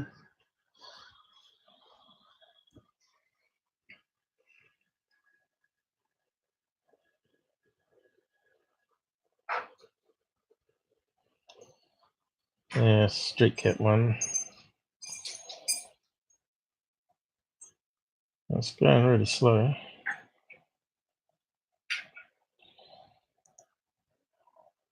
He's pausing it there so people can read. Oh,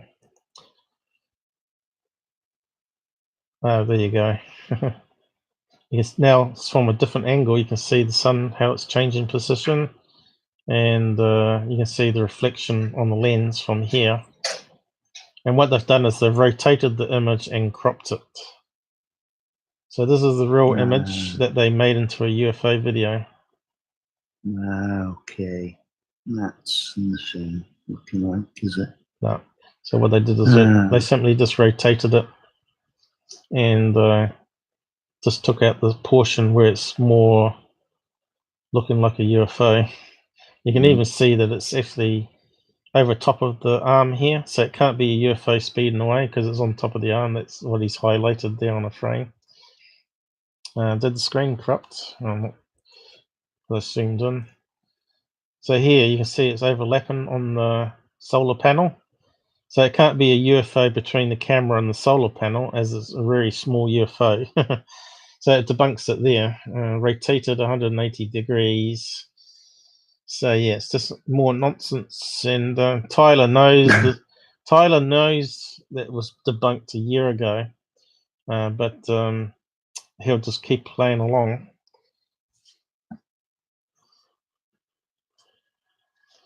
And I think that's pretty much it for Tyler. And my one was talking about these interviews. I'm not sure if anyone's actually watched the Corbells interviews with let's see. But he was quite swearing a bit in the interviews with the F word, which kind of distracted from it, I think. He was a bit of a foul mouth. So here on this one here, interview with Richard Dolan. People say it's pseudoscience, they need to get a degree and shut up. But he did say a few swear words in that, and the worst one was with Ryan, which was yeah, I was just talking about Corbells on interviews, how foul-mouthed he was. Okay. Yes, right. Yes, I did want to see that. And that's the Ryan one I posted. Worth listening to. But there's some screenshots I added here where he's talking about people, and it's not opening up. But what he said is he focuses his camera. Let's see if I can zoom in. I focus my camera on individuals who are not being deceptive, and yet he's quite happy to go on Secureteam to promote his Skinwalker and other movies. And he's saying here, more snakes and charlatans and just parrots in the field. So he's going on about frauds, yet he goes on Secureteam. It doesn't make any sense. Well, they should open up those images, by the way, so it's just not working for me for some reason. So probably works better when you log in. I'm not logged in. I'm sort of looking at it as a guest user. What's happened now? Let's go back to it. Yeah, so yeah, really should be following on Twitter because that's where I post most things. And I do have a Facebook group for other people that refuse to get a Twitter account. And Google Plus, as you know, they're destroying it. Come September next year, there will be no Google Plus anymore, which is what's happened. Oh well, we're finished with that anyway. I've never used Google Plus. Google Plus is their competitor version to Facebook, which was I found. Yeah, that's it. I did open it out, had a look through it, and I thought, no, I don't need this. Yeah, I don't know anybody on it for a start, so I didn't really see the point. Yeah, I don't like the layout of it, but it does make a better. It's better for posting video thumbnails because they're bigger. Okay. It has some pros, but it's not as good for social media. But yeah, I find the comments underneath a bit hard to read unless you click on it and open them up.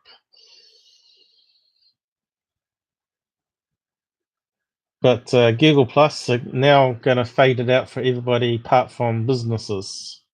Maybe because it creates a lot of data and they don't make any money from it.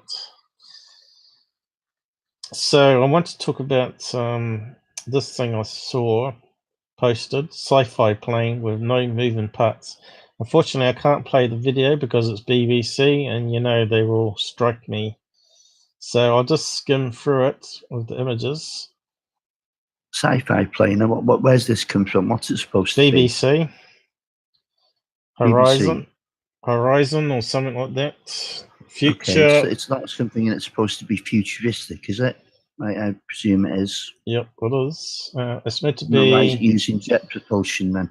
It's meant to be like Blade Runner, I guess. With sky planes, if you can see here. That's what they're saying. That's going to be the future. But they've got this little model, which I believe is just a lifter with wings. It's a bit hard to see here. But it's a working model by the looks of it. They've got LED light on it. My cursor will be in the wrong place. Whereabouts is there a light there? But it's got it's like a lifter. You know how they charge up high voltage? I suppose they've got a cable going to it here too as well. I can't see the power source in that model. Remember that was the problem, that the lifter could only lift like matchsticks. It couldn't lift up really much weight. But what they're doing here is they're using the wings to fly like a plane, so the weight's not a problem, and they're using the iron engines to push it along. So what they're saying is the plane weighing 2.5 kilograms flew a distance of 60 meters. So maybe they had some sort of iron battery pack on there. Could that be the iron battery pack in the middle? Which gets up to 10,000 volts, which allows it to create split the oxygen, is it? Creates like ozone. And you get a stream of ions instead that pushes it like a jet engine along.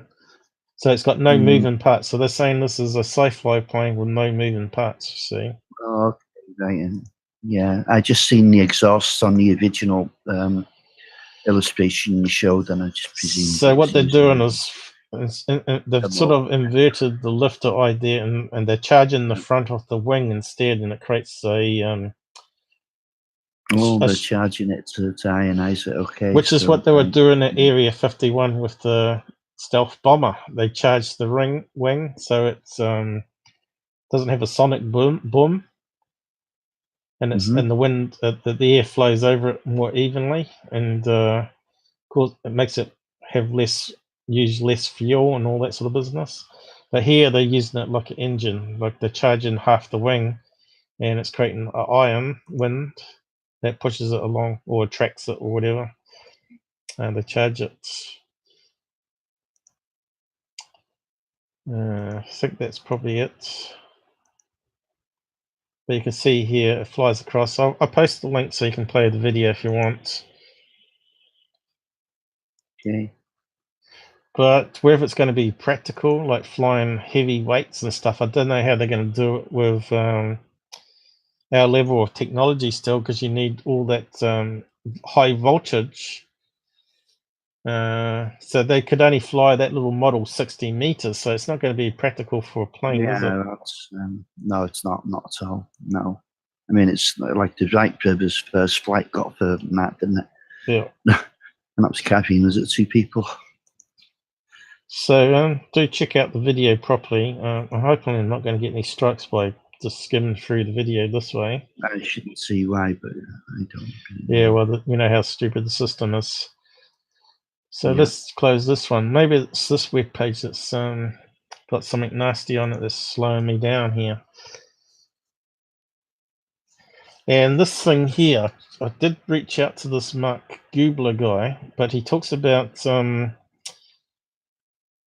how the mind works over large distances, where they've got telepathic experiments and remote viewing. He talks about that, and he's done the research and put it into a book called the end of the upside down thinking.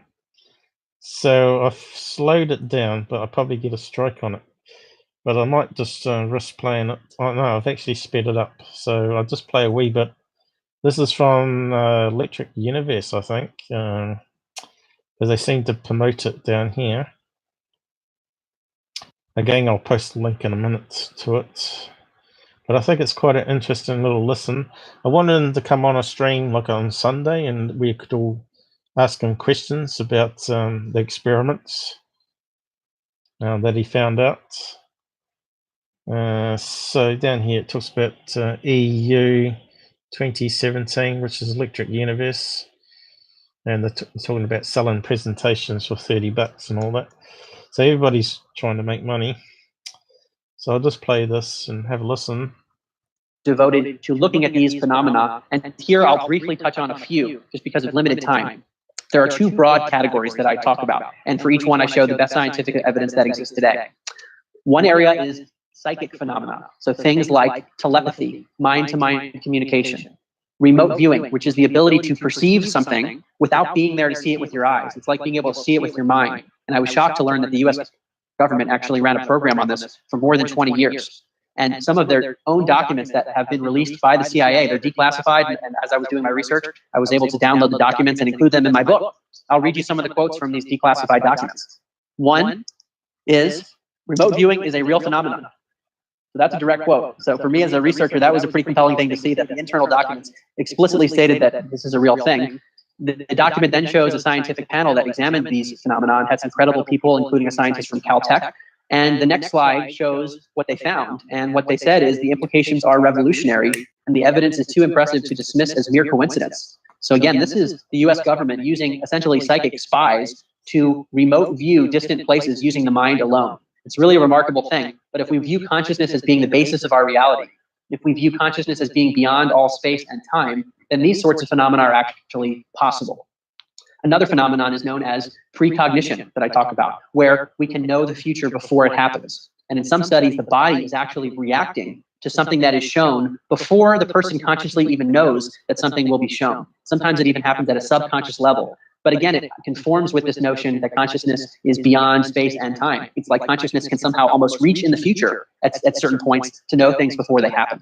And certainly there are many anecdotes of people who claim they have known about things or have dreamt things before they happen. And now science is starting to show some empirical results, at least statistically, that point in this direction as well. There's another chapter on animals that have similar abilities, and Dr. Rupert Sheldrake has been the lead scientist to look in this area. But like many other areas of study in this general domain, it's been very difficult to attract funding. So there haven't been quite so many studies on animals, but I think there is some preliminary research that is worth looking at. Another phenomenon within the psychic realm is known as psychokinesis, which is the ability for the mind to have an effect on physical matter. This is sort of like the experiment we talked about with the observer effect in quantum physics, but it's also found to be true on other levels. And one example I can give quickly is from Princeton University, which blows my mind personally because I went to school there and I had no idea about these studies. The former dean of engineering, Dr. Robert John, ran studies with machines that are called random number generators. So these are machines that spit out a 0 and a 1 in a random fashion. So when you look at the string of zeros and ones that the machine has generated over a long stretch, it's about 50% ones and 50% zeros. That's what you'd expect. It's totally random. Now, what Dr. Robert John and his associates did was asked people, these are ordinary people, to put their mental attention to the machine to try to will it to produce more ones and zeros. Now, you'd think that there shouldn't be any effect, because how in the world could someone's mind affect a machine that's randomly generating numbers? What the experimenters found, however, is that when people mentally focus on the machine to try to make it produce more ones and zeros, there seems to be a very slight effect where the machine does, in fact, produce more ones and zeros, but it requires statistics to show that effect. So it's very small, but highly statistically significant. Again, it's an anomaly that is not well explained by the conventional view of consciousness, but if consciousness is primary, then we can explain things like this. So what I just went through are examples of psychic phenomena. The next general category that I discuss in the book is the notion that consciousness survives bodily death. Now, from the conventional perspective of consciousness, that it's produced by the brain, survival of bodily death makes absolutely no sense. But again, if consciousness is more primary than even our own biology, then sure. Why couldn't consciousness survive? Because it was never dependent on the body in the first place. Now, this reminds me of an important analogy that I think might help here. It's from, again, Dr. Bernardo Castro, who says, imagine that reality is like a stream of water. where water represents consciousness. Each of us is like a whirlpool within that broader stream, meaning we're having our own localized, individuated experiences, but we're fundamentally connected as part of the same stream of water or same stream of consciousness. Now, what happens if that whirlpool dissolves into the broader stream? In other words, what happens when the person's physical body dies? The water hasn't left the stream. The water just transitions into a new form, but stays in the stream. So that would sort of be like when someone's physical body dies, their consciousness just transitions into a new dimension or a new state. And at least conceptually, that's what this model would predict. So that's quite interesting there. I remember we were talking about, you know, how you pick up a phone and you know who's going to be before you talk to them. Have you ever had that happen?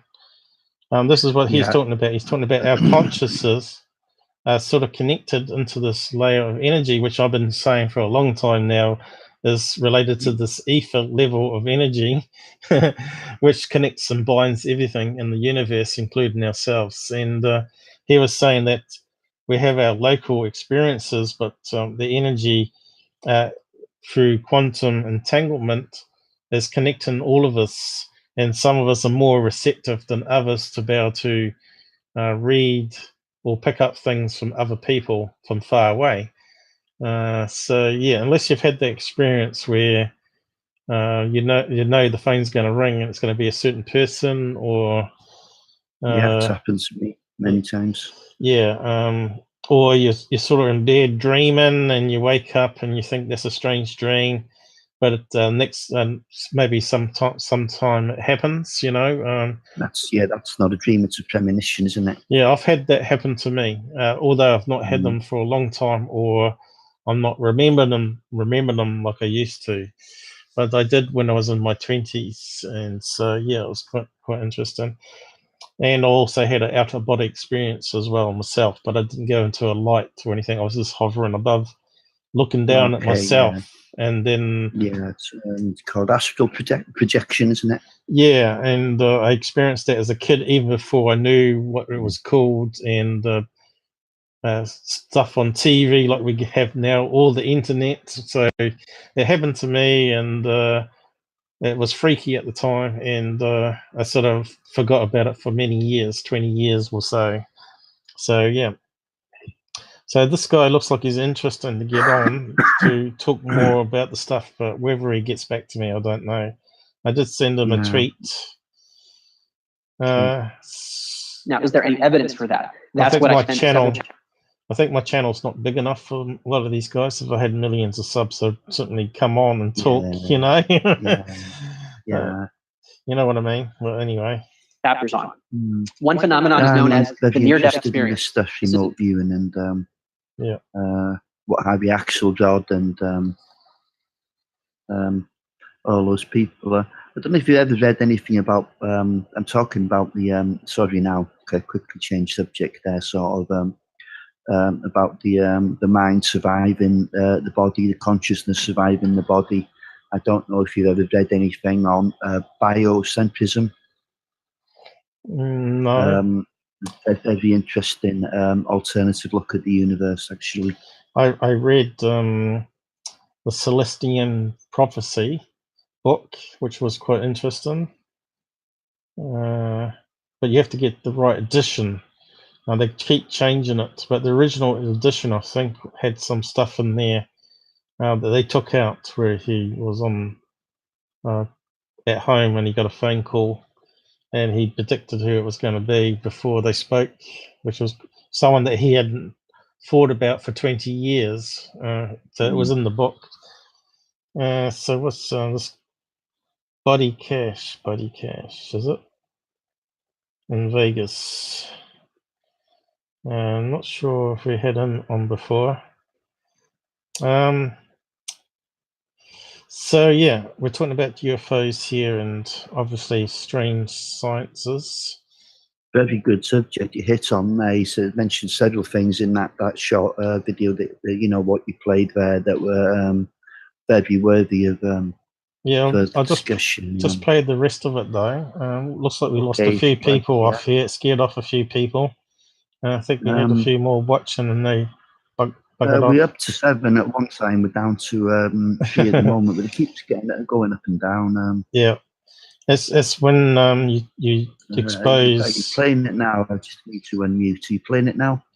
Yeah, This is, to me, a very critical area of study that I think deserves much more attention. I'm not making it big screen and stuff. I'm just trying to avoid getting some sort of stupid copyright claim for it, because I want to promote this channel's video at the end, so they're not losing out. But I still can get a strike There have for been it, some and great my scientists channel such can as Dr. Kim disappear. Van Lommel, who's a cardiologist who's looking at this. Also, Dr. Bruce Grayson from the University of Virginia. This area is attracting more credible research, and for good reason, I think.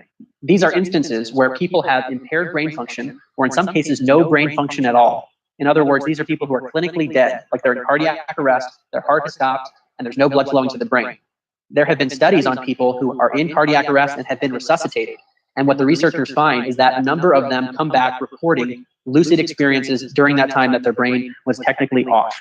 Now, it's very difficult to explain things like this from a conventional perspective, which would say that we need a functional brain, or a highly functional brain, to produce a vivid experience. And yet in these cases, people are having vivid experiences when their brain is either highly impaired or it's fully off. Now, in the most compelling cases, there are what's known as a veridical out-of-body experience, meaning that the person in this near-death experience, when they're clinically dead, they find themselves hovering over their body, and they then see things in the room or hear things that happened in the room. When they are later resuscitated, they are able to describe to people what happened during their near-death experience, and what they're reporting is accurate. Now, if the near-death experience were just a hallucination caused by a dying brain, then we wouldn't expect people to come up with accurate descriptions. We would expect hallucinations. And yet what people are describing in many cases are non-hallucinatory. It's a very interesting topic, which is suggesting that maybe our consciousness can exist independently of a functioning body. Totally mind-blowing. Another area is communications with the deceased. Now, if we think of this broader stream of consciousness again, when the whirlpool dissolves into the broader stream, it would in theory be possible for one whirlpool to access the former consciousness of a person, but because that water is just still somewhere else in the stream, just a matter of accessing it. There is some emerging science in this area. The Windbridge Research Center is probably the leading organization in this area. They've run 2 studies that have made it into peer-reviewed journals, and they use 5 levels of blinding. So the person who's the medium and who's supposed to be communicating with the dead person is speaking to the experimenter over the phone, and all the medium knows or is told is the first name of the deceased person. And what the studies show is that this medium, or the mediums used in the studies, are able to get non-chance information. In other words, they're able to get more information beyond what chance would predict, which suggests, again, that something is happening here, and it's an area that deserves investigation, and suggests that maybe the consciousness of a person who used to be living continues beyond their body. Now, the last area that I look at in this area of surviving bodily death, again, comes from the University of Virginia. I'm referring to more than 50 years of studies at their Division of Perceptual Studies at the medical school, where they've looked at over 2,500 children, usually between the ages of 2 and 5 years old, who are recalling a life that is not theirs. They'll call it a past life. They will start speaking about this person as if it were them, with incredible detail sometimes. And in some cases, the researchers are not able to reason that the child just made it up, because the researchers are able to find medical records or other details that are just very remarkable. But to me, the most compelling cases are ones in which the children have actual birthmarks and physical deformities that match how they described dying in the previous life. Now, those cases, especially where there actually was a person who died in the manner the child described, and where their body deformities or birthmarks match that, it's very hard to come up with a conventional explanation there. And the researchers at the University of Virginia have found a number of them. So to me, it's another area that is suggesting maybe the consciousness of a single person can sort of be recycled in this broader stream, where there is almost a transference of information from one life to the next in ways that our current science does not fully appreciate yet. So I've just been through a very, very brief overview of a lot of the science, and what you might be. So I'll leave it there. I'll post the link. But what's interesting there, that they're talking about information being transferred. I can relate that to my dog. He knows when he gets upset stomach to sniff for certain blades of grass. He goes out in a field, he sniffs around, and then he gets a certain blade that gives off a certain odor. Now, how did he know? It's called couch grass. I don't know what it's called, but he looks for the young. Couch grass, but it's more popularly known as dog grass. It's a very moist type of grass. It tends to withhold water a lot, and they always go sniffing around looking for that. It helps them with an upset stomach. Yeah, he had an upset stomach and he was eating grass. And he looks for these young shoots that come up, sprout up, I think. But yeah, how did he know to do that though? It was sort of like he was taken away from his mother. He never saw his mother do it. He never seen other dogs do it. Yet instinctively he knew to look for this particular grass blade to eat. So there's something else going on there where they're getting information. Yeah. That's I don't know. I think it could be down to just millions of years of evolution. Yeah, but where's the information stored? Is it stored in DNA? It could in the DNA. That would be my guess. To know how to sniff for a certain scent and eat it to fix a stomach upset. You know what I mean? It's not. It's just that. I think it's ESP more as well, extrasensory perception, and that's quite remarkable. This is what this guy's saying of the research they're doing. But I want to try and get this guy on, so it sounds really fascinating what he's found out. Yeah, and we could ask him. We could ask him extra questions, you see, on a Sunday live stream. But I'll probably do it to suit the time of him, which will be probably in the afternoon rather than late at night. So it's like his evening. But whether he gets them back into me, I don't know. I'm not sure how I can get these people to respond. So a lot of what he's saying is actually falls into the bounds of biocentrism. I can't remember the author of that book I read now. I don't think it was him, but never mind. But you know, what he was saying basically was that the consciousness is a power form, and you know, power can neither be created nor destroyed. No. So it offers. It doesn't fix in with regular quantum theory physics, though, does it? No, well, it doesn't. No, because once the body's dead, then there's no impulse to the brain. So then surely the brain should die as well, but maybe not. That's just conventional thinking, isn't it? So I'm not too sure what videos he's got on here, but he might have some other interesting ones. Yeah. Looks like he's got some more second part to the upside down thinking here, by the looks of it. Electrochemistry of comets. So this is all to do with electric universe. If you don't know who electric universe is, beyond the dark and empty universe. So I'll just post the link to the video there, but if you go and click on the name, you can get access to all these other videos and go and check them out. So they look pretty interesting. Okay. Whether you can get time to watch all the stuff that's on the internet, I don't know. Yeah, how many impossible neutron stars? So that this guy probably does a lot of debunking of the Big Bang Theory by showing other sciences of things being discovered which counteracts it. If it's to do with the electric universe, they pretty much expose the Big Bang idea. The comet Venus and its missing craters. So yeah, I don't know what all this is about. Electrical experimentalist, our community grows. Weather and EZ water, whatever that stands for. Our electric sun. Solar systems. So yeah, I watched something from Richard Hall. Have you heard of that guy? There's two Richard Halls. There's the one who's the head of NICAP, yeah. There's another Richard Hall who runs his own YouTube channel. Yeah, this is the one. Which is, oh my God, I've forgotten what it's called. I can't believe that. The Rich Planet. This one here, yeah, Rich Planet. Rich Planet, yeah. Richard D. Hall sees a conspiracy around every corner, though. He's a bit, whoa, he's way too much. Yeah, he talks about all sorts of. He has had some goodies.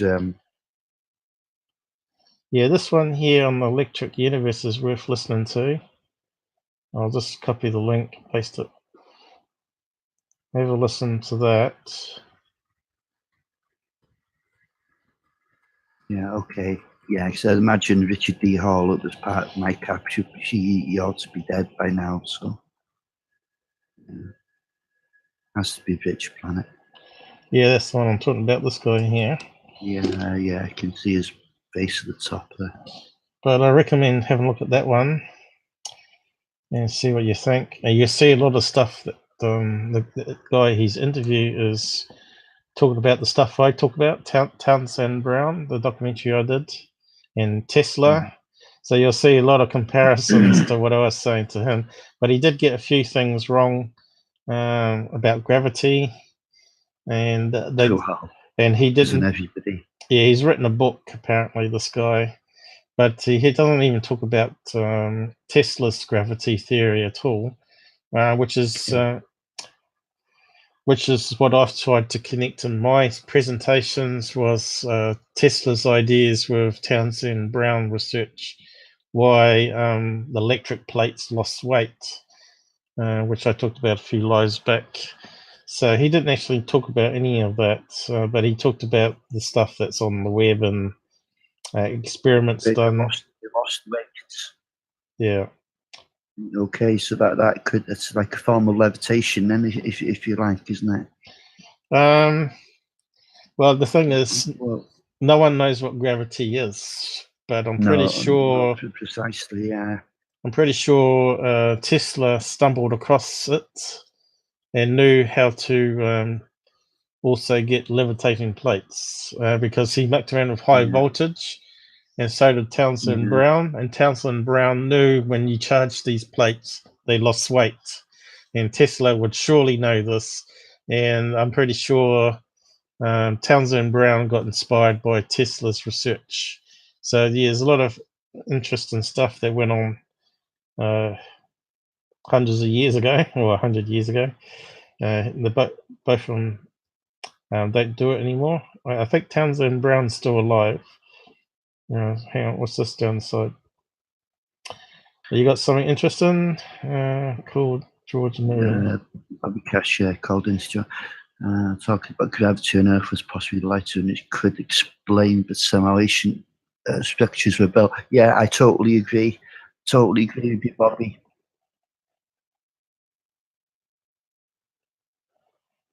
You're saying the gravity wasn't so much that they could lift up heavier things. It was some form of levitation, and it came from obviously very advanced ancient culture, which must have had an injection of alien intelligence to them. Because there's a guy called, I'm actually reading the book now, Paul. It's by Maurice Jessup, and he looked. His famous book is The Case for the UFO. That's the one I'm reading at the moment. And he went all around the world looking at these pyramids, not just in Egypt, all over South America and elsewhere. And he said, there's no way those blocks could have possibly been put into place in the way they were. So you couldn't even put a Vizsla paper in between these blocks, And he said there was obviously some kind of levitation technology used there, and that's how he also believes that UFOs can defeat inertia, if you like, that they've found a way around gravity. I don't think so. I think it was built by me, but and I'm not convinced of that. But we can't agree on everything, Paul. It wouldn't be fun, would it?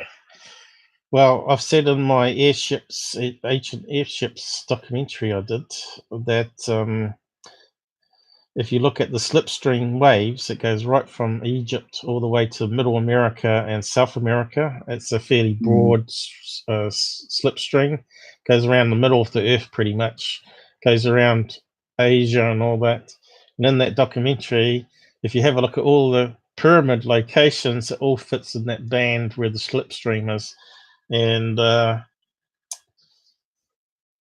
theory that I proposed there is that the Egyptians were splitting water using the large pyramid to form hydrogen and oxygen, and they found where it taps off from the king's chamber, which is where the hydrogen would connect. There's a tunnel that goes all the way up to a star. That would be one of the outlets, and there's one from the Queen's chamber, which would be where the oxygen collects, which goes in the opposite direction on the other side of the pyramid, which would be the tap off for that particular gas. And they could easily have made a fabric, a bit like silk. They probably had silk back in those days by then, probably. I think I did some research on it, but they had other techniques of making material and coating it with some sort of tar stuff to make it waterproof or gas proof, where they could easily have created airships and then found these other places like South America and landed there, and of course they would have said they were gods from the sky. So I propose that's probably what happened. There was sort of, I wouldn't say it was Egyptians that built the pyramids. I'd say there'd probably be a different older race there. Absolutely. Again, it seems that the pyramids outdate the Egyptians by several thousand years at least. Yeah, so I think there was an advanced race there, maybe got wiped out by invasion or a war of some kind. Or they just left. Or something happened where they got disease and wiped them out, because it was quite easily to get a virus, as you know, nowadays. So, yeah. So they may have traveled to South America, picked up some disease, brought it back home, and then wiped out the rest of the population like a black plague of some sort. And someone else moved in and took over the pyramids and reused them. But I think the big pyramid, because it's not actually decorated like all the other tomb locations with inscriptions and fancy artwork and all that, it was originally had some parts there for the separation of water, which you'd call a machine, I guess. And in my documentary, I talk about how you can split water simply using water by dripping it into a bucket with two metals, and it can naturally split it as it's running through. And just keep on running it through, and it gradually forms the two gases. And if you run it over maybe a year or whatever, it doesn't matter how long it takes, eventually that King's chamber will fill up with the hydrogen, then they could tap it off.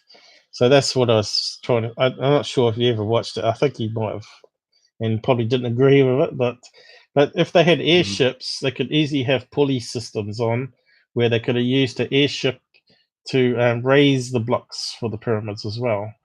So they may have built a prototype. Oh, that's been one big airship. Those blocks weigh tons. Well, it's possible. You don't know.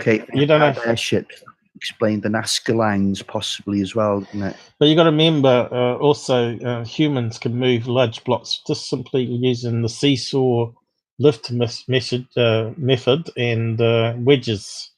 You seesaw it with counterweights, doesn't matter how big the block is, as long as you get it on a pivot. So they normally carve out a block, and then they can pivot and they can move it upwards. Simply seesaw it back and forth and putting stone wedges in or metal wedges. They carved out these blocks then. Carving out can be done with a bit like a chain, a rotating chain, but they would have used probably simply because most of it's limestone, right? So limestone is really easy to cut, but also the harder rocks can also be cut with a rotating thing, and it goes around. You could use some sort of machine that sort of, you know how they cut jade rock. They use like a diamond tooth saw, which goes around like a bicycle chain, and they just rotate it around, and it gradually slowly cuts the rock in half, and it's a perfect cut. It'd be something like that, but also they were able to heat up rocks with mirrors, which softens it up. So if it was a really hard rock, they could add energy into the rock, which makes it easier to cut like butter. So there's ways in cutting it and stuff. A lot of it's just done with simple metal tools, really. If you watch that Ancient Aliens Debunked documentary, it's about 3 hours plus long. They go into a lot of how rocks are cut and how the rock. But I'd really love to see them try and build one today. Well, they've had plenty of opportunity to do it. Well, a single guy built Coral Castle, remember, and another guy built a duplicate Stonehenge in his backyard. So if one guy can do it, I'm pretty sure. Wasn't aware of that, to be honest, no. But well, you'll have to give me the link to that documentary sometime. Well, I've talked about it in previous live streams, but you've probably forgotten. I probably haven't been on them, and I haven't probably listened to them all the way through, you see. Oh, that's why you got to keep following. But yeah, I do my best. It's just there's not enough hours in a day for the subject sometimes. Yeah, basically, I'll just bring up the editor. I'll just draw a picture.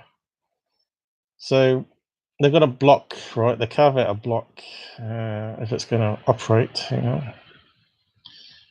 So we want a rectangle. Make it thicker. So just explain a block. Look how slow it is. So here's our block. So we want to raise it up and put it on top of two pillars. So we've already got two pillars vertical. What they do is they build a seesaw. So need a triangle.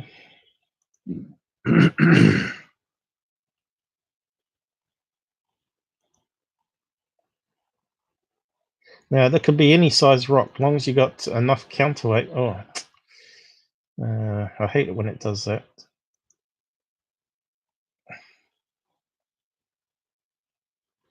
You can see how terribly slow it is. It's not been this bad for a long time. Okay. Just while you're doing that, I'll just talk a little bit. Yeah. I mean, the ancient Egyptians, if it was the Egyptians that built pyramids, I don't believe it was. I think that they're actually older than the pyramids, and especially the Sphinx. I think that outdates the pyramids as well. But normally technology is progressive, isn't it, in its nature? I mean, since we've been born, I mean, technology has come on leaps and bounds. If you look at the time of the pyramids and the other pyramids that were the Egyptian pyramids and the other pyramids that were built all around the globe, we've gone backwards. Now, how does that happen? What do you mean backwards? I'm not so sure. Yeah. You look at the medieval age, which is only a thousand years ago. And ended around about 450 years ago It's too slow. in Europe. And we were struggling to build castles, and they were, they were nothing of the enormity of those structures going back. Yeah. The Normans were building Motte and Bailey castles. Do you know what I mean? Wood and mud. Yeah. So what the hell happened? We didn't have the technology to build anything like that. So where did it go? That's my question. Well, it hasn't been lost because people were Well, it was for a long time. People are demonstrating on YouTube now in the home backyard how that lot of stuff was done. Some guy sets up a sun mirror and it literally melts the block of rock that he's got underneath it. He does it in a simple backyard like a solar stove. And he said, look, you can just use it like a laser beam and cut through the rock. And he was doing it in the video. You can find him online. I'm trying to get my drawing's not working too well. I'm open-minded. I'll take a look at it. So what you do is you pivot on a pivot point on this tripod here at the base, which is not cooperating with the drawing. And basically you put counterweight down on one end and it lifts up in the middle. How can I draw a pivot point? You can see how slow it is.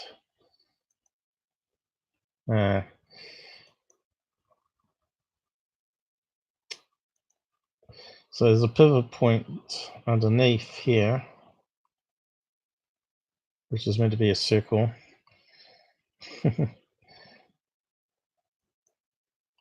See these pyramids of Giza, they have more than 5 million blocks.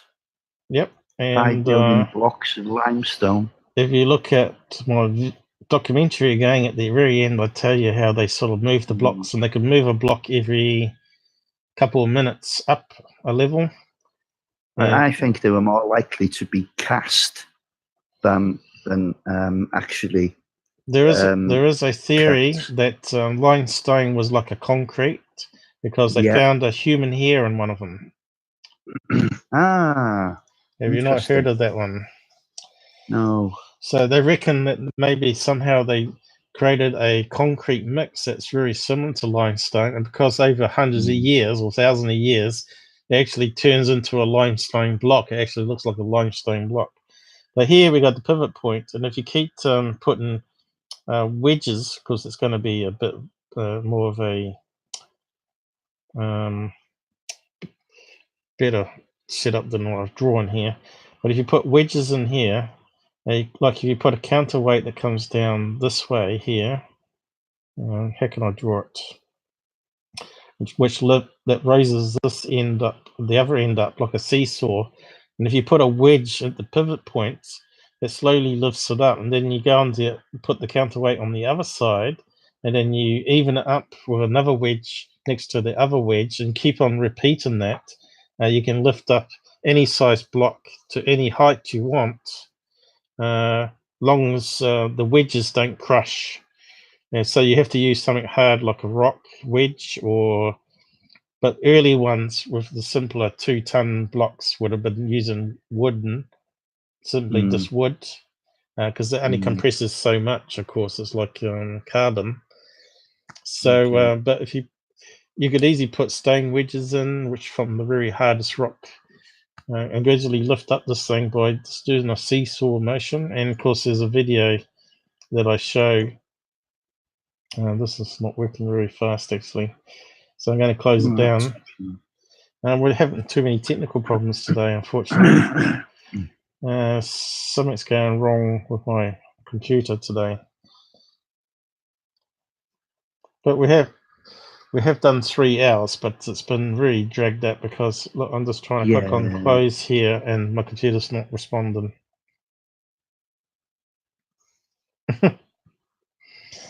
That's really frustrating. But yeah, I was just going to see if I could search that guy that found the human hair in the middle of a limestone block that he cut open from an ancient building site. I don't know. Do we believe him? That's another thing. Well, yeah, I suppose if it's not documented with lots of cameras on him when he's smashing it open, sees hair inside. What's it not working? It's not. I wonder if it's that paint that's slowing it down.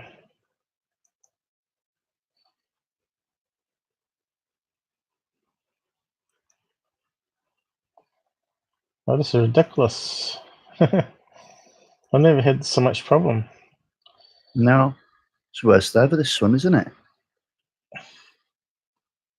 I mean, only if it's been a good screen, but been handicapped, really hamstringed by. Well, maybe the screen's corrupting it at the moment. I don't know. I'm gonna have to end task it. That's probably something's gone wrong.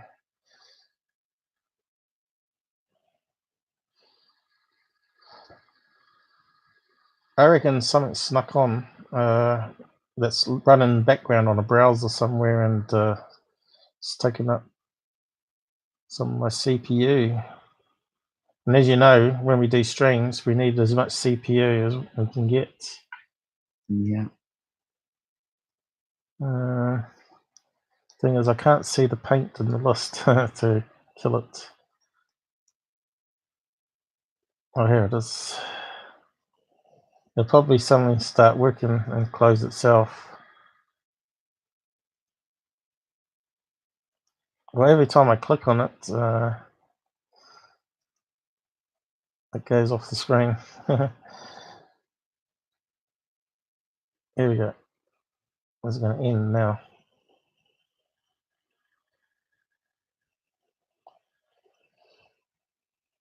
Something's going on. Boom, it's gone. Thank God for Task Manager. So yeah, I don't know why we're having so much trouble tonight, but yeah, it's just ridiculous. So yeah, let's see. I can't remember what the guy's name was here.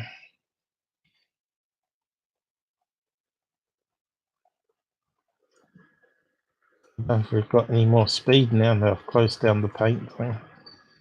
Yeah, found limestone.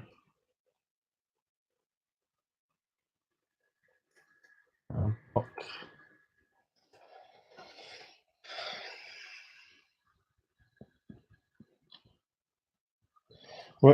When you think about it, it would be perfect limestone because it's just sand, isn't it? Compressed sand. So if they learnt how to make it into a mold and just simply put the mold on top of the large block and then just fill it up and then harden it with maybe a sun shield beam and energy at it that makes it into a compressed thing.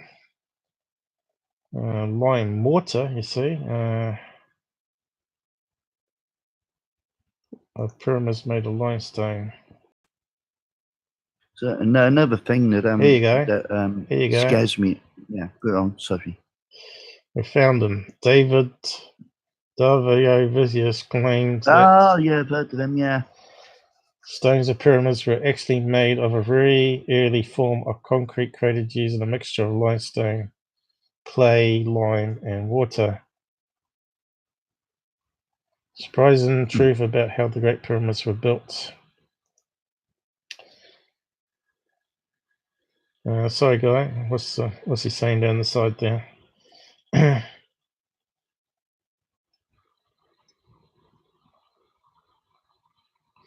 Yeah, that's what we're talking about. This guy here. Life science is on. But I think my computer's gradually getting slower, guys, so it means I'm going to probably have to kill the stream. And we'll do one Friday again. As you can see. Oh, Friday would be good because I'm absolutely done for Saturday because the boxing won't finish until about 5 a.m. So I'll be in bed by 6 a.m. So I don't could be much use to you after 2 hours sleep. No, it doesn't matter. Sunday, hopefully we'll get Jamel on the side. So you can see here, I'm not having much luck. It's just scrolling. It won't even scroll.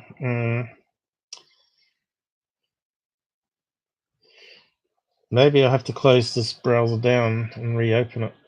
Let's try that. Something crazy going on. I reckon something snuck in something in the background. I do have virus protection, by the way. But as you know, they can do sneaky stuff like I was saying about the Bitcoin. They can start Bitcoin miners on your computer and use up your CPU. And they can start randomly anytime. Yeah, I know all about Bitcoin and basically how it works.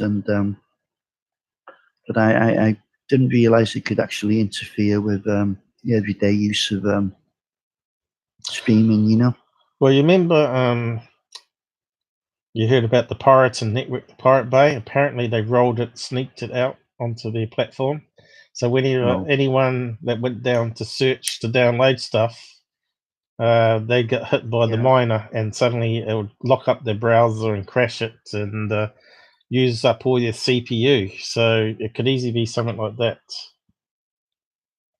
Looks like it hasn't closed down even. Look. Still hanging around on the taskbar. It's closed down, I think. Maybe it has. Let's open it again. Yeah, another thing about whoever did build these pyramids is another thing that bothers me won't go away in my mind. It's just the knowledge of mathematics and especially the branch of geometry. Yeah. I don't understand how they could have acquired such skill. I mean, those things are geometrically perfect. Nobody in the medieval world could have duplicated anything even close to that. That does make you wonder that there was a missing, a big gap in our history. Let's find my episode I did anyway, because I got some images. I got some images. Talking about you trying to do stuff. I don't know if it's any faster though. So. But I'm almost stressed out with this system running like a pack of donkeys. But if you search on pyramids,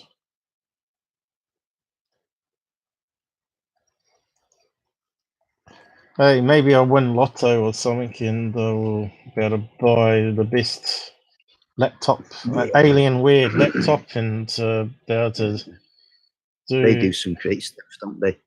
Yeah. The best out there. Gaming they usually used for, aren't they?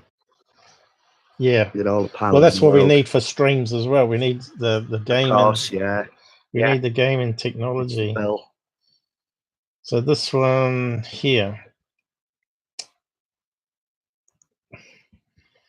where I talk about do connections. I don't know if you ever watched this show called BBC Connections, where he links all the scientists and things together. But this is the episode where I talk about the crosswinds and the location of pyramids. And I talk about how they got these lines from the King's Chamber where they could tap off the hydrogen gas, and the Queen's Chamber down here, which would be where the oxygen would be collected. Of course, they may have found that oxygen, when you're in hospital, they give you oxygen. They found that if you breathe in oxygen after an operation, that you heal faster. So they may have found that splitting the water had healing properties by going inside the Queen's Chamber and maybe chanting or whatever. And it may have been used for like a healing thing. And they found that the other gas actually made you sick, but actually they may have found by pure chance that it actually lifted up stuff. And then they started probably collecting it. So it's very possible that they stumbled across the technology thousands of years ago. And I talk about here that they didn't need very high technology to split water, because a Scotsman found out simply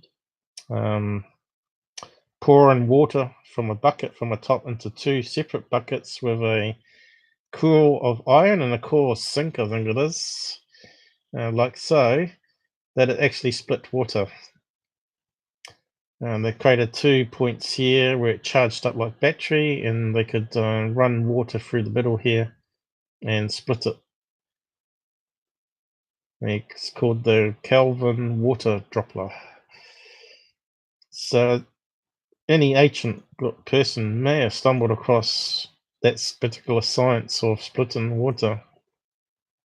It creates a 1.5 volts, and I think you only need 1.2 volts, I think I said. But at the end here, I've got some stuff about moving stones. And I also talk about ancient maps. Now, how did they know what the continents looked like? I need to open it up bigger, I guess. How did they have all these ancient maps that were so accurate, even before satellites? Means they must have had some airships or some kind to be able to see. So here's a bit on rising blocks that I present.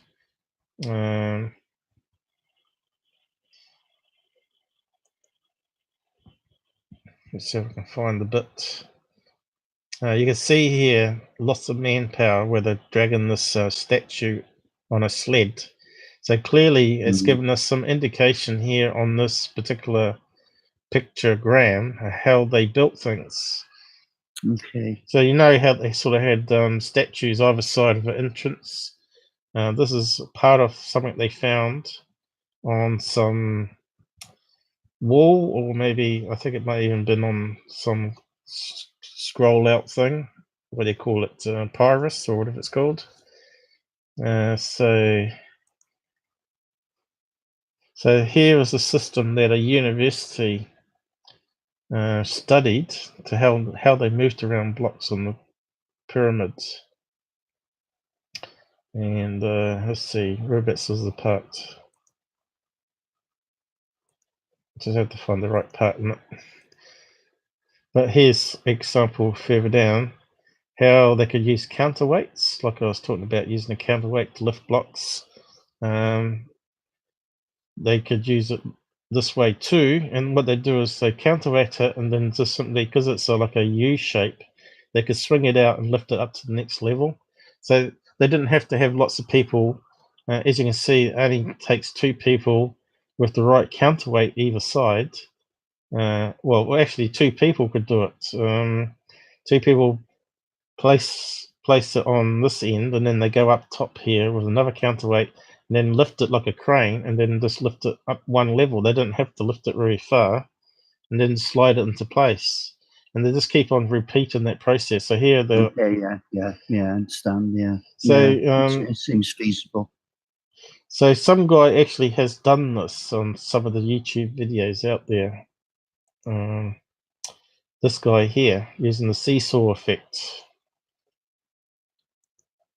I think there's this guy here, he's moving this big block around all by himself, and all he's done is he's got it pivoted on a stone. So you'd have to go and watch the video. I'm not sure if I got links in the video or not. Certainly I did have links to all the individual stuff. Yeah, it's down here. So there'd be the videos to originals. And you can see he's rotating it around quite easily by himself, just on a pivot. And here's the seesaw one that I was talking about, where they put blocks or underneath, or wedges, could be stone, wood, or metal. And this guy lifted up this big, huge block, there it is here on the seesaw, by just putting counteract weights on and then sliding another wedge the other side, and slowly it would rise up a centimetre at a time. Eventually he built his own stone hinge in his backyard. And he also raises them up. He shows how to raise it up using the same seesaw. Here he is tilting it up.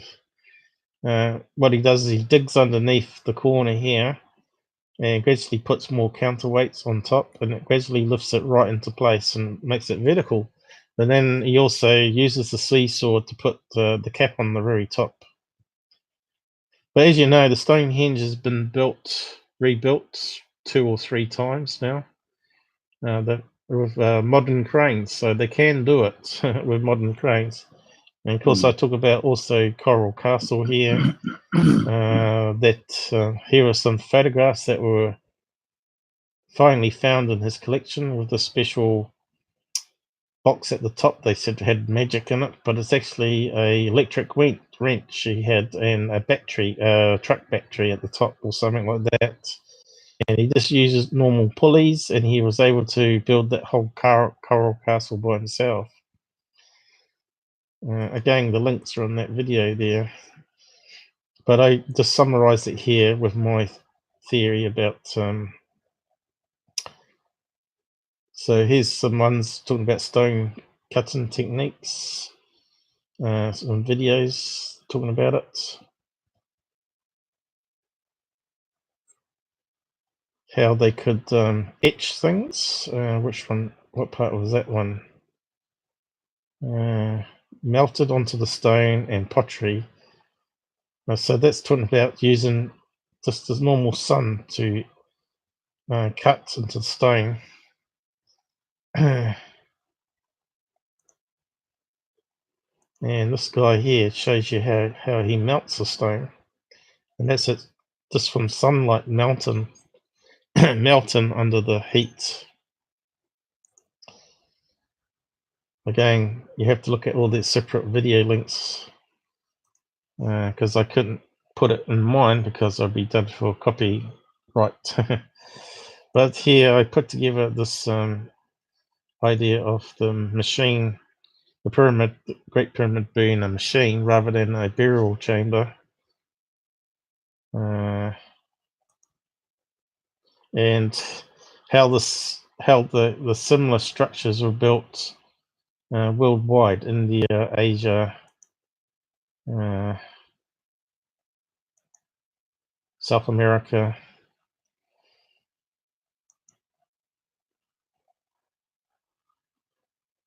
It's probably just best to watch the 20-minute episode. Yeah, of course, yeah. But they show a chart somewhere of the crosswinds. Whereabouts was it?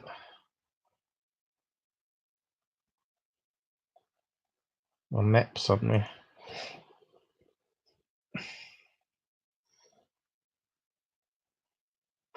But right underneath the pyramid is a secret chamber, and of course they're talking about how they could have moved water from the Nile onto the pyramid itself using what they call a ram pump. But I don't think they needed to, because I think there was an underground cavern, a stream, a natural stream that they just simply tapped into that sort of maybe dried up a wee bit. Because if it's like 100,000 years old, which some claim, then it's very possible. So where's the thing with the crosswinds? Well, maybe I talked about it further on here. Oh, here we go. This is the charts where you can see the crosswinds right across. So I think these were key pyramids also in those locations. Okay. Yeah, the pyramids were always in this belt region here, from South America all the way up to here. It never got much further. It's interesting. Yeah, so it sort of makes sense that they may have airships. Where is the crosswind one? Here. Here's the crosswinds. We didn't get them until what? Right at the end of the 19th century. Yep, but you can see here the crosswinds from Egypt goes all the way to Middle America and top of South America, but also has alternative slipstream further down here. We've got one that rotates around here, but you can see the middle band goes right across the world. It just goes around in a big circle, so they could easily go in an airship and get back to the original location at some points. But if you look at where all the big pyramids are, it's in that band where all the yellow is. It's all along this area. So it sort of kind of fits, you know. I'll post the link so you can have a watch if you haven't watched it before. But I think 3.5 hours now, and we've got some technical problems going on here. Yeah. I think I might have to wrap up. Okay. We've got some corruption now as well. We got some corruption happening. Great. Yeah. I was trying to get to that guy talking about hair on the concrete. And I don't know if it was on that page at all.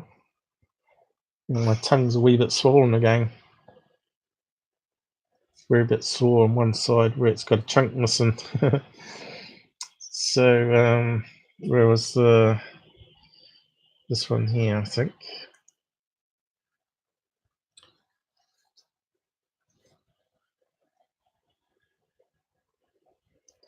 You can see it's not very fast for some reason. It's me. Sometimes it happens, and other times it's just perfect. It might be because we've got Hangouts going. Maybe they've done something to Hangouts again, and it's made us slow again. They keep modifying the code.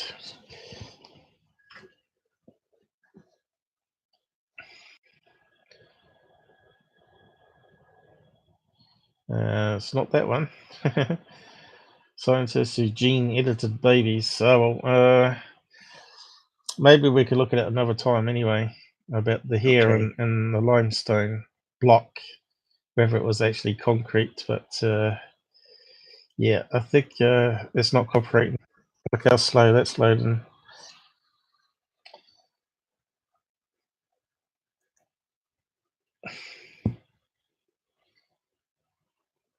Continue on Friday, I guess. Okay. No doubt there'll be more UFO videos to talk about. But I can't do UFO Stalker tonight. I can't do MUFON cases because you can see how slow everything's running. So I'm going to have to pre-check that better next time. Maybe we can't do it now because Google have done something to the code and made it worse for us. I just have to see. Just have to reboot and hopefully it's not as bad as it was. Mm-hmm.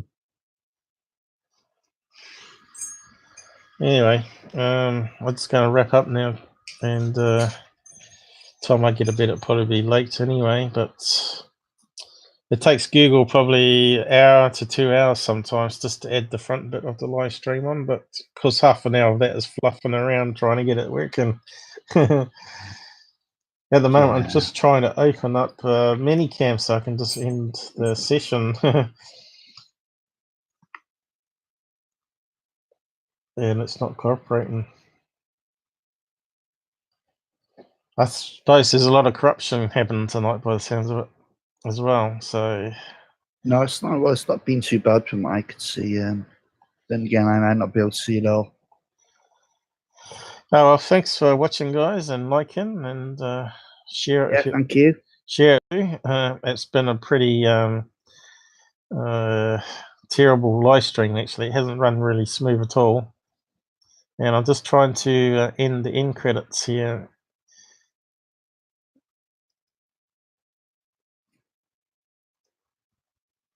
And it'll probably corrupt. I don't think it's working still. It's still loading. Here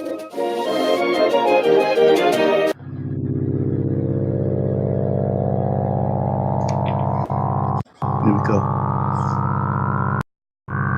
Yeah. That's it. Good night, everybody. Night.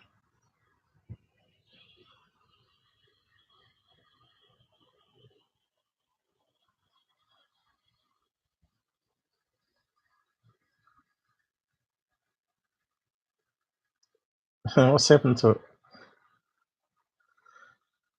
I think it completed, didn't it? No, it's not completed. Well, now it decided to. Oh well, it's been a fun night with technical problems.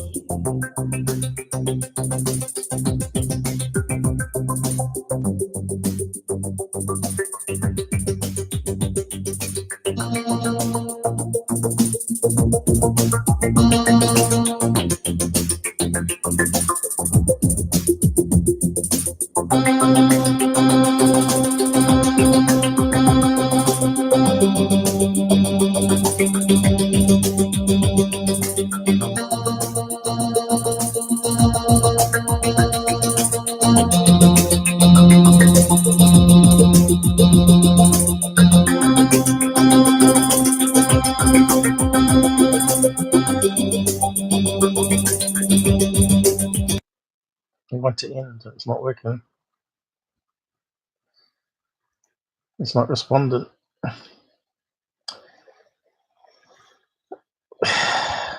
Definitely Google's side of things.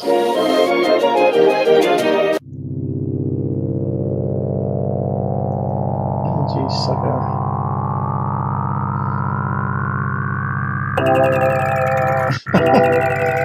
It's not responding.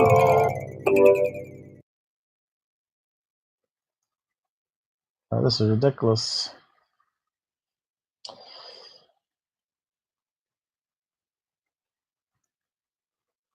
I said end.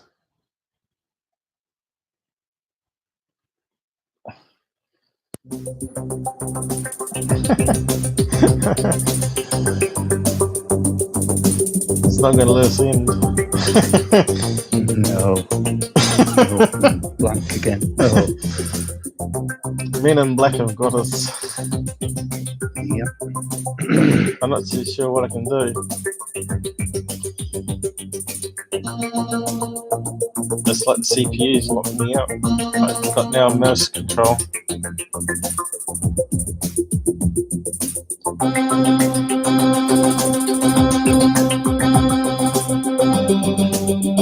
That's weird.